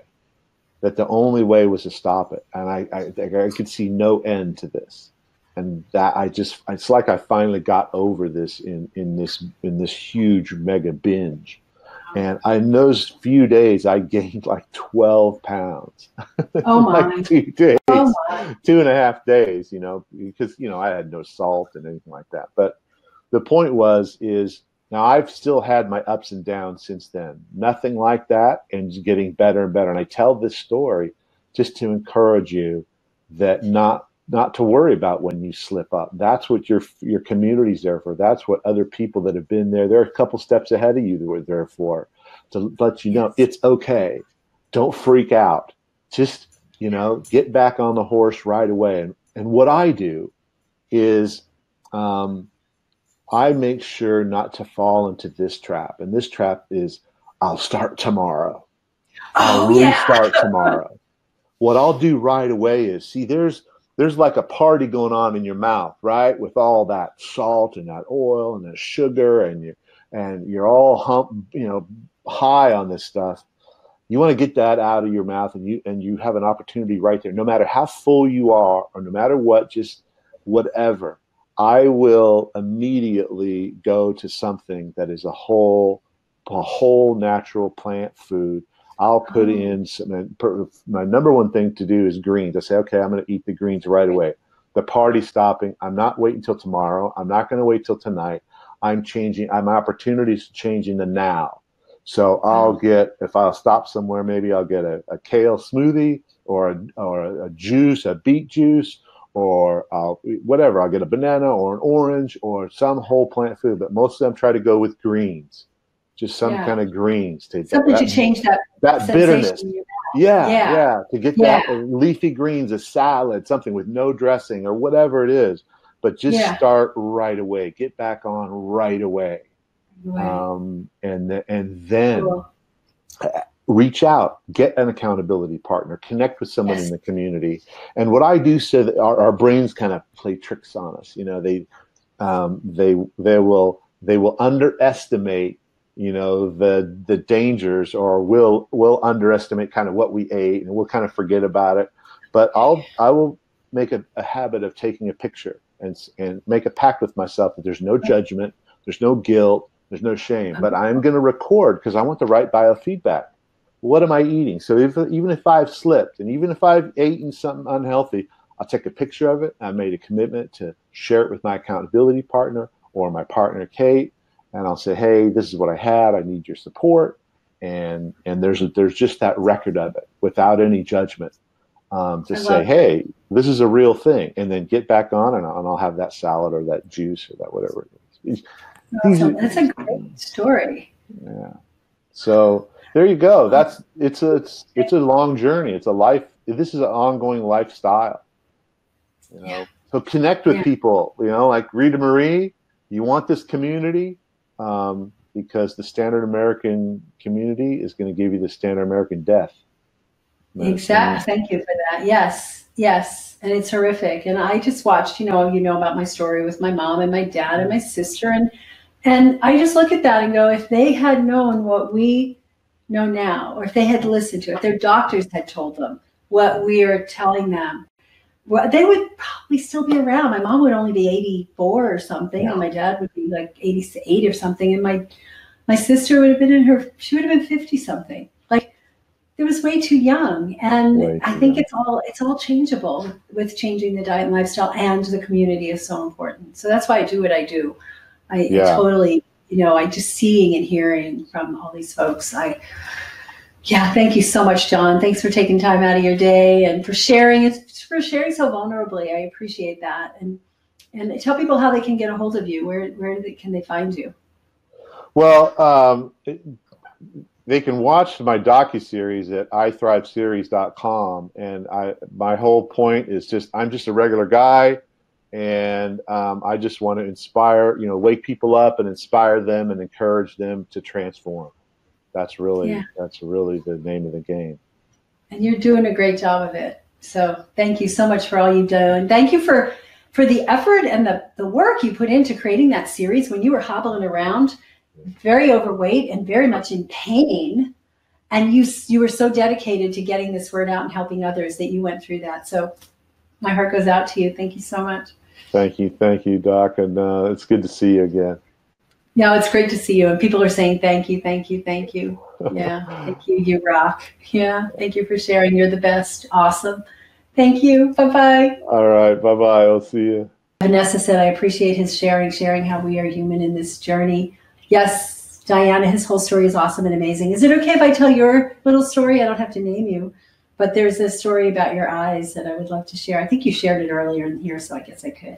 I'm so glad you hung out with everybody, John. It's just so appreciated. And there's a lot of other stuff going on. The community is important. And having accountability is important. And having support of somebody who really knows what they're doing. John went out and spent 3 weeks, more than 3 weeks. It was like 5 weeks at True North. And that's not for everybody. If you have the money to do it, great. But it's an expensive proposition. But it's costly. The cost of our program is $497. And you're getting 3 months of support. You're getting 3 months of weekly calls with me. Plus, you're getting access to the Facebook community, plus the website, which is loaded with the recipes, the menu plans, checklists, fitness videos, stress relief techniques, a whole thing on sleep, and all the support and the knowledge and the education that you need. And it's like $500, which is probably a 10th, or I'm going to venture to say a 20th of what it was for John to go out and do this fast. And I highly recommend fasting, but it isn't for everybody because of your lifestyle, because of where you're at.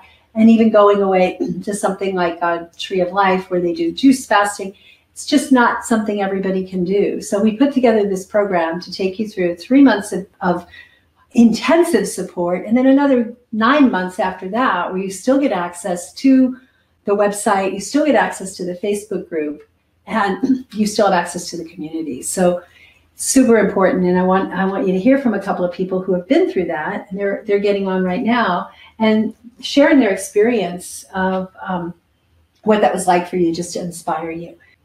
Yeah, so Diana Diana went to her eye doctor to, annual checkup for her prescription, and the doctor said, you have diabetes. The eye doctor said, she says, no, I don't. My regular doctor would have told me that. He goes, yeah, you have the signs in your eyes that you have diabetes, and I'm going to write to your doctor. And when he wrote to her doctor didn't really, oh yeah, you don't have it, you don't have diabetes. And so she started the program, the Sweet Spot, last year for her husband, who did have diabetes and was on medication and had, high cholesterol and all that. And when she started the program, she started doing it with him, of course. And what she noticed is she started to test her blood sugars, that she did have blood sugar imbalances. And it was not pretty. And so she started to make changes. And she, long story short, she did a lot of stuff, got her blood sugar under control, and went back to the eye doctor a year later. And he said, your eyes look fine now. So these things are reversible. They're not always reversible. Sometimes it goes too far, which is why I encourage you to look at where are you at now and make the changes now. And so I wanted to do this day with you to really empower you and give you some techniques. And clearly, in a day like this, I can't give you everything you need. You need this support. Even if you take everything you learned today and put it into practice, there's still going to be holes and there's still going to be questions. And what does it mean if my sugar went to here after I ate this, and all that sort of stuff. Andy's 21 pounds lighter, and my blood sugar is now in the healthy range. Way to go, Andy. Yay. Dr. Anna Quebeca has the What's Happening to My Hormones ebook. Ocean is giving you the whole entirety of the Food Revolution Network 2018 Empowerment Pack with 25 interviews with audios, videos, and transcripts. A lot of good stuff, not just on the food health aspect, but the environmental aspect of the foods. He's really, and the toxin effect of the foods. We've got from JJ, Are You a Fat or a Sugar Burner, plus other goodies from her. And Claudia, her Eat Right for Your Sight guide, with all the nutrients that are important for your vision, and how to look at various kinds of eye conditions and what kind of nutrition you can use for that. And then we have Dr. Hopkins, who's going to be coming in soon, and he's going to give us the metabolism cheat sheet, which is optimal values for all the labs that are important for blood sugar, and then others as well.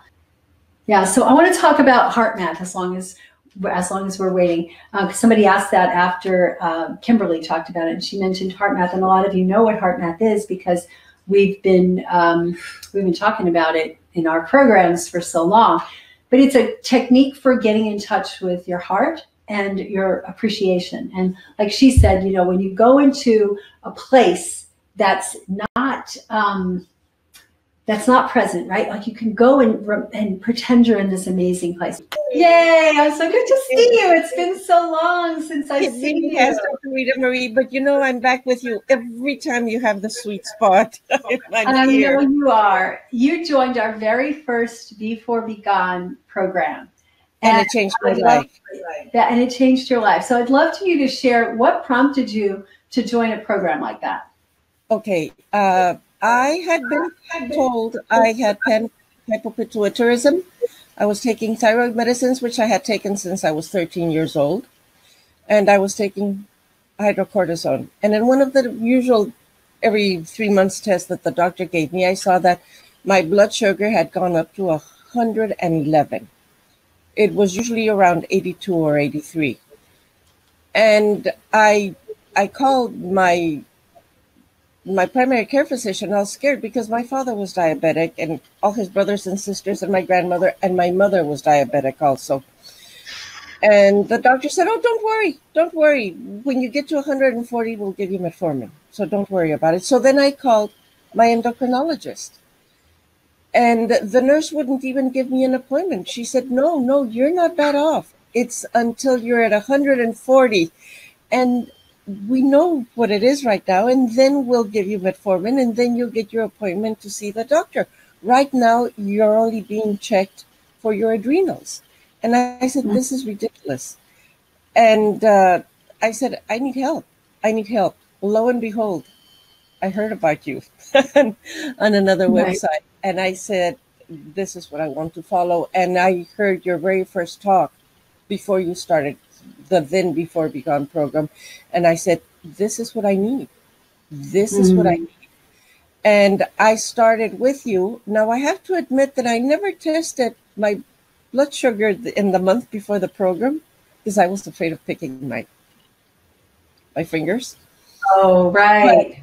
But I started doing it one day for the very first time. You said, Beatriz, you have to do it. You have no choice. And I started doing it, and within 2 weeks, my blood sugar had gone down to 85.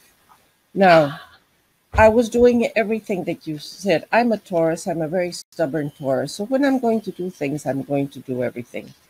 I couldn't exercise very much because I'd had knee surgery. I had 2 fake knees and a fake hip. So I would walk around. I would walk in the sidewalk for 10 minutes before I ate and after I ate for every meal. I followed your diet very carefully. My husband never did. He would eat part of what I was eating, and somehow he lost also 30 pounds at the same time. I was not in it to lose the weight. I was in your program because I wanted to lower the blood sugar. That was my concern. Being a meditation instructor, I would meditate every day, so that was no problem. But everything else, what I was learning from you was blowing my mind away. I had no idea. I had no idea, even though my parents were diabetic, that the blood sugar would be affected that much by the food we ate and the lifestyle. Of course, I should have thought about it because diabetes is a lifestyle disease. And if we change the lifestyles, now the doctors never told me that. They waited and I repeat, wait until it's at 140 your blood sugar and then we'll give you metformin. The thing is that by doing the blood sugar program that I signed up for, I started losing weight. I was extremely obese. I weighed 268 pounds. And I think this is the first time I said it out loud in television. It was a lot. And I started losing weight, and I started losing weight. And because I was not concerned about that, I didn't notice it, believe it or not. It needed other people to say, Beatriz, your pants are too big. You have to buy. And I would say, no. I guess they're too old. Or maybe the heater got to them. They would say, no, you're losing weight, until finally I said, maybe I am. And that, of course, convinced me. But the thing is this. I continued following the program, not only for the 30 days, but basically for several months. And then I had to go to an endocrinologist, a new one in town, because I had moved just before the program. And I was tested for the thyroid, for the Hashimoto's that I had. With my numbers were extremely high for Hashimoto's, over 1,200. For the thyroid that I had taken since I was 13 years old, on and off. For the adrenals that I had no idea I had a problem until after my hip surgery, with an endocrinologist who said, you have died in surgery. You need to take the hydrocortisone. And so I went to a new endocrinologist here, and she said, for 6 weeks, I want you to stop all the medicines. And she also said, stop eating seaweed, which I paid no attention to. But I stopped all the medicines, and then she tested me again, and it was a very comprehensive endocrinological exam. And she said, when she saw me back, she said, I need your blood test from before, from the doctor. Asked her to send everything to me. So I did. I got in touch with my doctor where I lived before. Again, I go see the doctor when she called me, and she said, I don't know why they said you had all of this, because you really don't have anything wrong with you. She said, you don't have Hashimoto's. Your thyroid is working perfectly. You do not have any adrenal problems. Your weight is a little bit heavy, 20 pounds. 20 pounds compared to 100 and somewhat pounds. Well, that's because you'd already lost so much by then. That's right. That's right. She said, your skin looks fine. Your nails are perfect. Your hair is... I was shocked. Because the only thing that I had done different... Well, actually, I had done everything different. But according to me, what I had done different was I had followed your program to the best of my abilities. I ate every 5 hours because I would have breakfast around 9 and finish around 9:30 or 10. Sometimes I would only eat twice a day. I did not know then that it was intermittent fasting, but because there was no 5 hours between 2:30 or 3 o'clock in the afternoon and 6 o'clock when you had said don't eat after 6 o'clock, I wouldn't have dinner. I wouldn't be hungry, but I wouldn't have dinner. So I wouldn't eat until the next morning. Yeah. Okay? And because I felt so good, because I didn't feel the exhaustion I had felt before, because I had all the energies in the world, because I was happy, because I slept well. Yeah. When I started your program, because I had been taking cortisone, I would eat every 20 minutes. And I remember when you said eat every 5 hours, and I said to myself, I'm going to try it. If I'm not dead in a week, I'll continue. Well, no, I wasn't dead in a week. In fact, I was feeling pretty good. And the truth be said, it was a mindset, because your program is not only doing what you tell us to do, which is very important. And of course it is. And you would give us the explanation of why we had to do what you said we had to do. But your mindset. I trusted you, Dr. Ritamarie, because something inside my bones told me that you knew what you were talking about. That I could trust you. I trusted you, except for the eating every 5 hours the first week. And but like I said, I still do it, so it's no problem. I'm still alive. I trusted you. I did what you said I had to do. And that's all there was to it. I stopped eating every 20 minutes.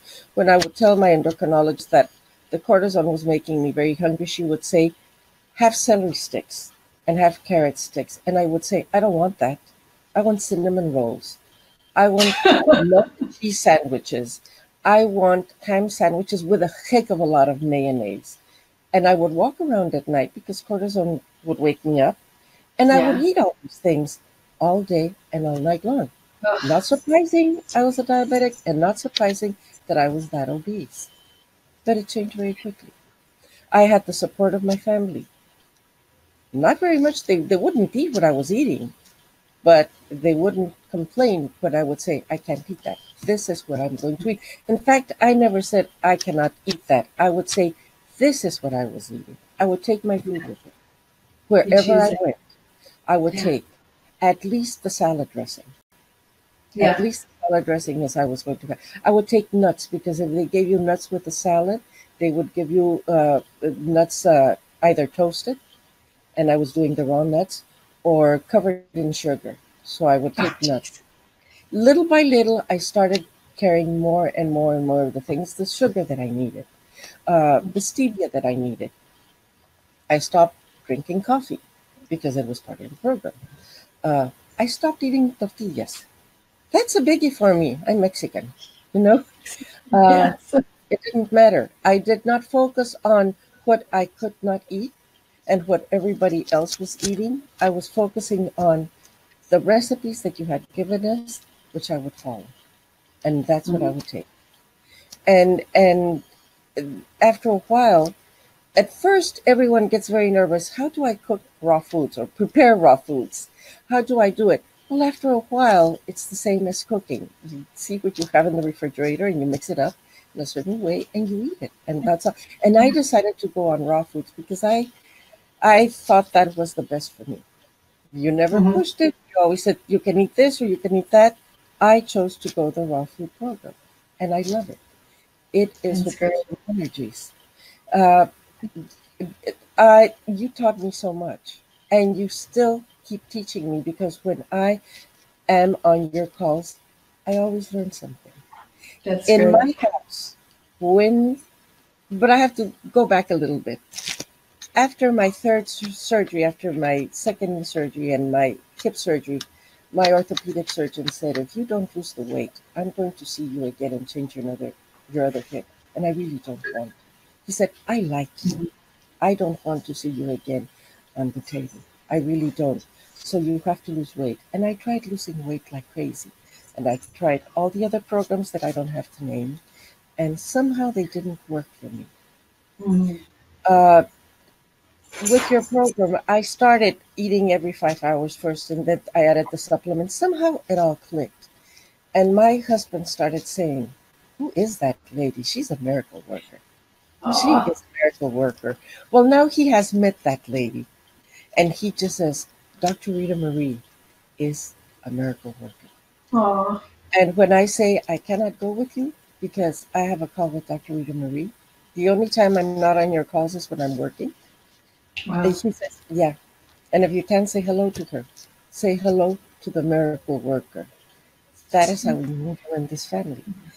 Thank you. I am going to be 74 years old next month. 74. Holy cow. I was thinking 72. 74. 74. You look amazing. Your skin is so smooth. Well, Dr. Ritamarie, it's, when you eat raw foods, it does something to you. I use my grandmother's recipes for creams and cosmetics. I don't buy anything in the store. I'm very old, but if I'm 74 years old, those recipes are 150 or 200 years old. But sometimes I make a green smoothie, and if it looks yucky, I literally put a little bit in a bowl and I put it on my face at the same time that I'm drinking it. It cleanses you.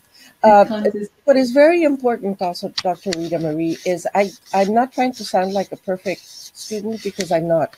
There are many times that your calls helped because I need to hear what other people are doing. And the community is very important. Whenever I have a problem and I need help, if I get in touch with you, Scott, Christina has helped me so very much. That girl, she deserves a special place in heaven because when I've had problems with my computer, she is the one that helps out. So it's the whole team. If I have any problems, I write something on the Facebook page, immediately I get an answer, and it's from different people. But Dr. Ritamarie, one of the things that's also important from you is that you did not start before Be Gone and stop there. You continue learning and studying and investigating, and you pass it on to us. So every time I read in the Wall Street Journal or in the New York Times some medical thing, I say, I knew that. I knew it. Good for you. Dr. Ritamarie. I learned it with Dr. Ritamarie. And that is why everything is so very important. I have friends who think I'm completely crazy because I won't eat cookies and I won't eat cake. And I really, at this point, I really don't care. Because I have figured out how it is that I have to live and I have to eat. And my recipes are still the recipes that you put out. Thank you so much. I really love hearing you and seeing you. It's so beautiful to see you because I usually just hear you on some of the calls. And it's so nice to see you and to see you glowing. Your skin is like glowing. It's just amazing. Dr. Ritamarie, you changed my life, Dr. Ritamarie. You changed my life. I think you saved my life. You certainly saved me from having another broken hip like I did before. You changed the way I look at food. You changed the way I deal with people. I don't let people bother me when they say, come on, have a little taste. It won't hurt you. I just say, no. No explanations, nothing. No. But it is wonderful to have a group like yours, Dr. Ritamarie. And to me, you still are, every day, every call with you, a miracle worker. That's all. Thank you so much. You're a joy to have around. You are a joy to have all your input and your insights and your support of other people. You're so outgoing with other people and just just appreciate you. Thank you. Dr. Ritamarie, I feel supported by the people that are around you. You really have. You are unique. You are a beacon of light. I read a lot of things and I say, I've heard that from Dr. Ritamarie years ago. At this point, I don't know how long I've been following you. I found some paperwork from 2007. Oh, wow. Yes, I save everything. Wow. Yeah, because you started in 2011 with Before Be Gone, which is the precursor of Sweet Spot. 2007. It's come a long way, hasn't it? And I'm glad I trusted you. So I really recommend people, some of the questions I really want to say, just let that go. It really is not that important. trust Dr. Ritamarie, because she will not lead you down the wrong path.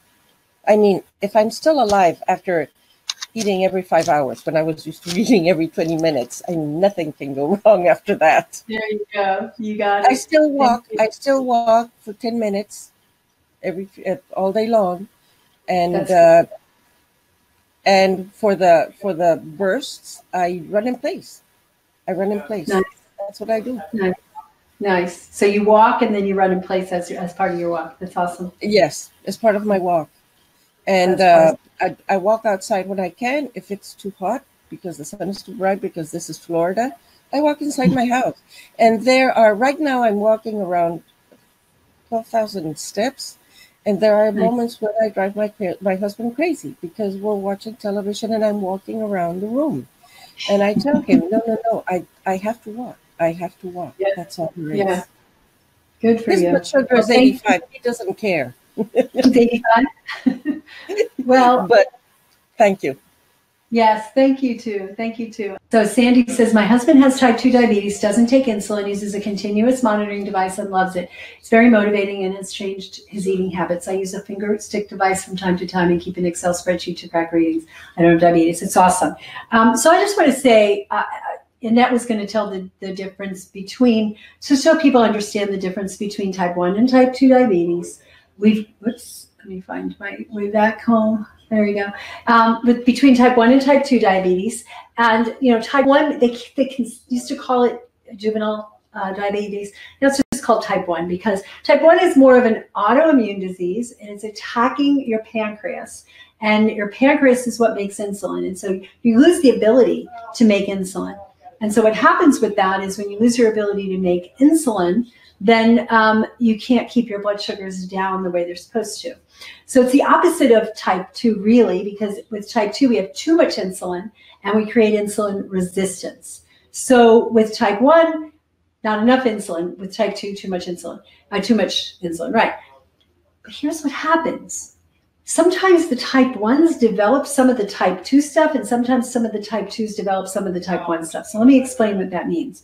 So with type 2, after a while of bombarding the system with insulin and constantly having those high levels of sugar that destroy the pancreas, after a while the pancreas is not able to make the insulin anymore. So the type 2s have to go on insulin. So in addition to going on a drug called metformin, which is oral, which helps with the resistance, but really helps with makes the liver not make so much insulin from the stored, or make so much glucose from the stored fat and glycogen, it's different. So they have to start taking, and a lot of times it's both. Now I've worked with people. I worked with somebody last year who was on both insulin and metformin, and he had gained a lot of weight, and he was having a lot of problems with his blood pressure as well. And I did guide him through a fast. It's the first and only, and probably the last time I'm going to do that, because it's a little scary, but he was a friend and I knew I could keep in touch. I wouldn't do that with a client unless I could have a center where I could bring him in. But we guided him through, and he was able to get off his insulin and metformin within 2 weeks on that fast, and the blood pressure by the end. So it does make a difference, okay? And the stuff that you're learning here is going to help you if you're on the path to type 2 or you're already diagnosed with type 2. Now's the time to do this. You cannot wait another month, another year, and just keep doing what the doctors are telling you to do, because the typical track record with diabetes is it just keeps getting worse and worse until you have to go on insulin. With type 1, the reason I say that it becomes something like type 2 is that because you're taking insulin, and the doctors aren't really letting people know to be super careful about what they're eating so that they need less insulin. So when they need too much insulin, they're having to take more insulin. And the downsides of insulin has a lot of negative sides. Insulin is a fat storage. It puts the brakes on you for being able to actually burn fat. Number 2, it will increase triglycerides. It will increase the sodium, which can increase blood pressure. It can increase sex hormone binding globulin, which has an effect on your sex drive. It has an effect on thyroid and decreases the conversion from T4 to T3. So insulin is really not your friend when it's in higher levels. And if we ever get Dr. Allen on, if not, no, he's not able to get on. Okay. All right. So I'll tell you, I'll just give you a little bit of the background there.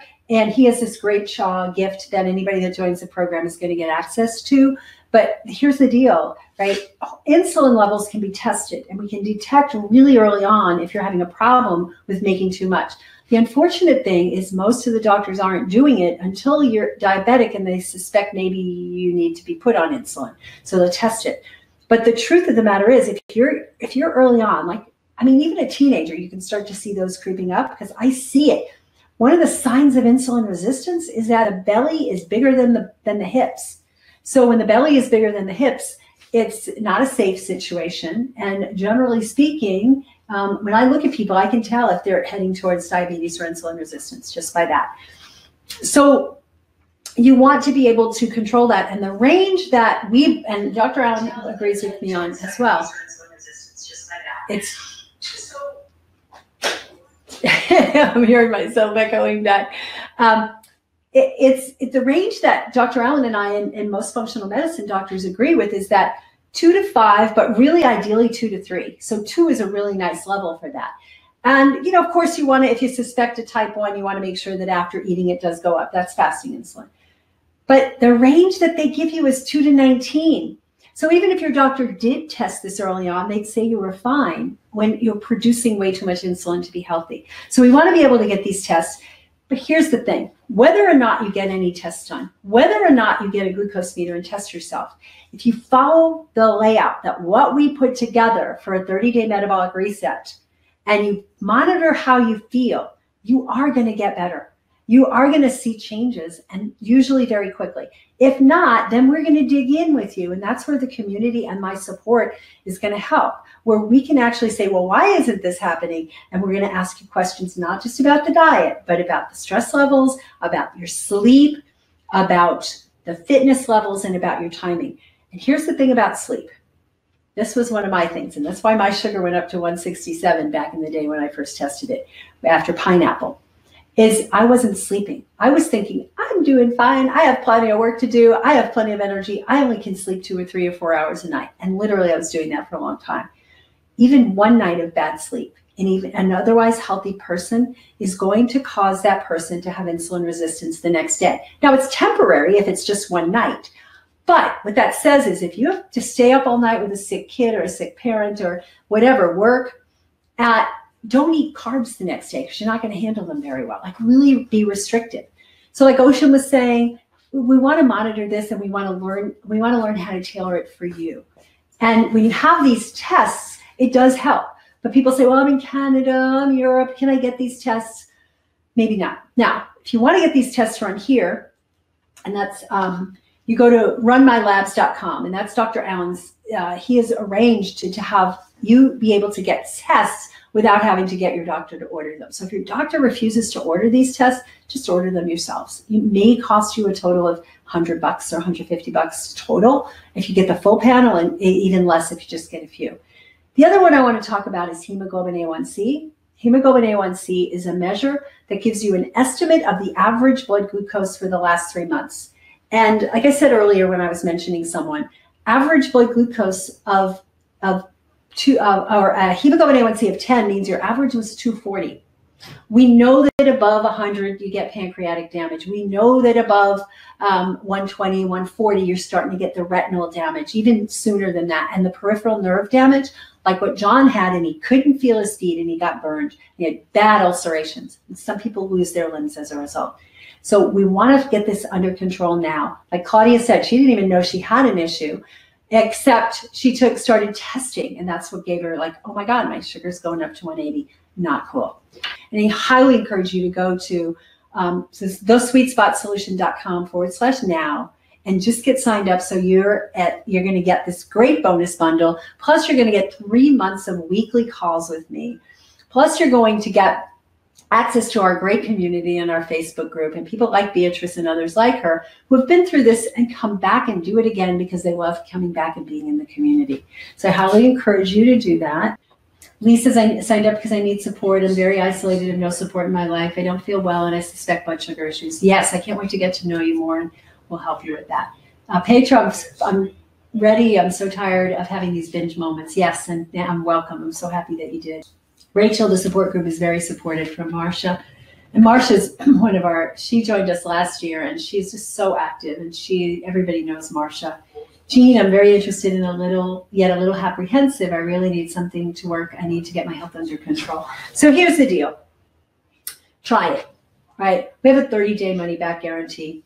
We know that this will work. If after 30 days you've really put the effort in, you've done it, you've come to the calls, you've put it in, and you're like, I can't get this to work for me, then request a refund.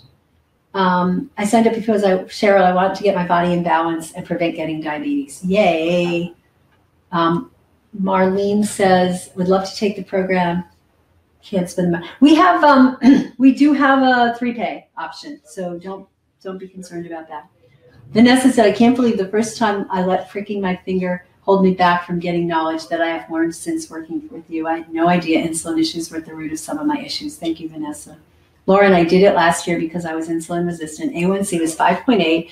Doctor didn't make a big deal about it. When I heard from you that it was dangerous, I joined Sweet Spot. My A1C a few days ago was 5.3. Thank you. Yay. Lee, I want to feel well again. I'm 62 and feel my time is running out. I want to make a difference with the years I have left. I want them all to be good. Yay, way to go, Lee. Okay, I'm ready to make the changes. Yay, Lori. Lee, I don't want to be sick for years before I die. I have no family who would take care of me. That's a good option too, right? Here's the thing. If you've tried a bunch of other things and you feel like, I don't know if I can make this work, then what better time is it than now? Hello. Hello, hello.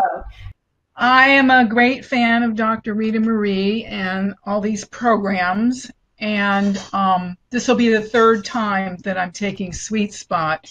So it's a great reminder, because as everybody's saying, there's a lot of information, it's overwhelmed, but you will, you keep learning and keep doing it, and you'll get the information. I believe that it comes at the time then what you need to hear. That's what you'll get. And Dr. Ritamarie repeats things often, so you will hear what you missed. So I've known for many, many years before I took this program that I had sugar issues. And I've always taken good care of myself for over 50 years, but I still was having a lot of issues.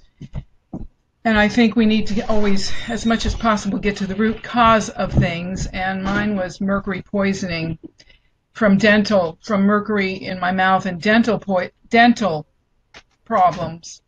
And that's another story, but at least I know that's what's caused all this damage in my body. So taking Sweet Spot took me to another level of healing, and testing for blood sugar was very, very amazing, because I could really see, I didn't know that certain foods were causing high blood sugar, and so testing in the way that Dr. Ritamarie teaches us is very, very helpful. It is life-saving. So I want to get right to the benefits for me. I lost 20 pounds, and that was my goal. And I could sleep better, because before I used to wake up in the middle of the night at 2 o'clock, and I had to eat no matter what. I couldn't go back to sleep unless I ate. So I rarely do that now. My energy's better. I'm calmer and less stress. I got my blood sugar numbers lower with the glucose meter.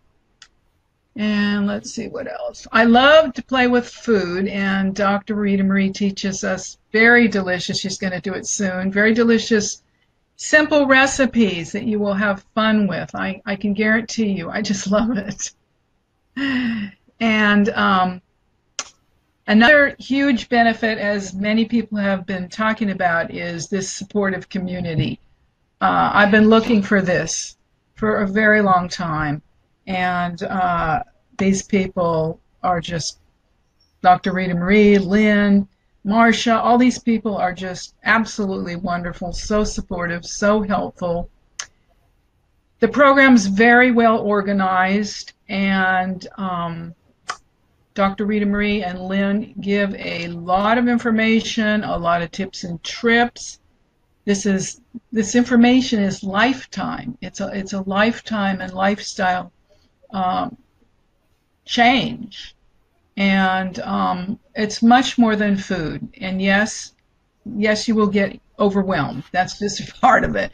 But you have to keep doing the things that keep your stress level down and figure out ways not to get overwhelmed.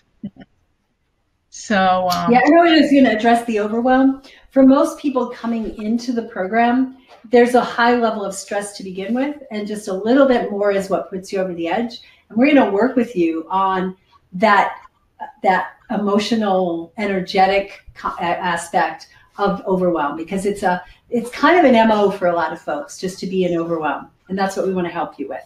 So thank you for sharing that. Yeah, I mean, I still get overwhelmed because that's my personality. So Dr. Ritamarie teaches us a lot of ways that we can deal with it, and then I'm sure you have your own ways. I certainly have my own ways. Stop. It's called stop. It's called stop. Stop. So I think those were the main points that I wanted to talk about. I think those are the main points. So it's a great honor and joy to be with you and everybody. Thank you. And thank you for inviting me to share my experiences. Yeah, thank you. Because I think there's a lot of folks like you out there who tend to take on everything, want to do everything, and then get into that state of overwhelm. And that's part of what's, it affects the blood sugar. And I know you're so conscientious now, right? You test and, oh, nope, I'm not going to eat that. Nope, I can only have this much of that. And it's really helped empower you to make choices that continue to make you healthier and healthier. Well, another reason I'm glad to be doing the program again is this time I tested for about 2 years consistently all the time like a crazy person. And then the last sweet spot, you said, well, you can just test in the morning or the evening or a couple times a week or something. So then I'm kind of got off the wagon, and I went on a month's vacation. I still did good. I mean, I didn't eat gluten or sugar or dairy or things like that. But I ate a little bit of rice once in a while, a little bit of beans once in a while, or a tomato sauce or something like that. So this is going to be a good opportunity for me again to test, and this time I get to see, okay, how's tomatoes doing now? How are raw carrots doing now? Because there are a lot of things I can't eat, but I can make yogurt out of carrots. I can make yogurt out of butternut squash and eat those. But I'd like to see if I can eat them, raw. Yeah, without having to make yogurt. Yeah, I'd like to see tomato sauce. I love tomato sauce. Awesome. So that's going to be fun. Thank you. I'm glad you're coming back. It just wouldn't be the same without you. And a lot of people do. They come back year after year just because of the community and just to get the support and to get back on track. And like John said, it's easy to go off track. And if we don't have a community to come back to support us. And I even find for myself, if I stop testing for a few weeks, I get a little bit more lax about the eating late at night thing, because I'll be up late. And I'm not testing. So I don't have, to feel guilty because my blood sugar went up because I ate too much too late at night. So I think for me, just when I run this program, it helps me because I do it along with everybody. Not that I get very far off of it in general, but I think it helps when we are on track and we are having accountability, and that's what the meter testing does, and that's what the community and the group does. So, and a lot of times, I might eat something and I feel fine, but the blood sugar says, no, that wasn't quite right. But I had a shake yesterday. I had bought it for a trip a year ago. I thought, well, I'll finally try it. And it had sprouted grains, and I could feel in my head, that headache, kind of pulsing. I know it's a sugar thing. It's a sugar thing. Yeah. So I said, I didn't test myself, but I said, I know this isn't right, so I won't buy that again anymore. So I won't buy it again, right? And it really does make us. It just makes us make better choices. Makes us make better choices. Yeah. All right. Well, thank you, Sandy. You're welcome. I'm glad I got on. I'm glad you finally got on. I don't know what happened that it took you almost an hour, but I'm glad that you did, and it's so good to see you. All right. Take care. Bye, everybody. Bye.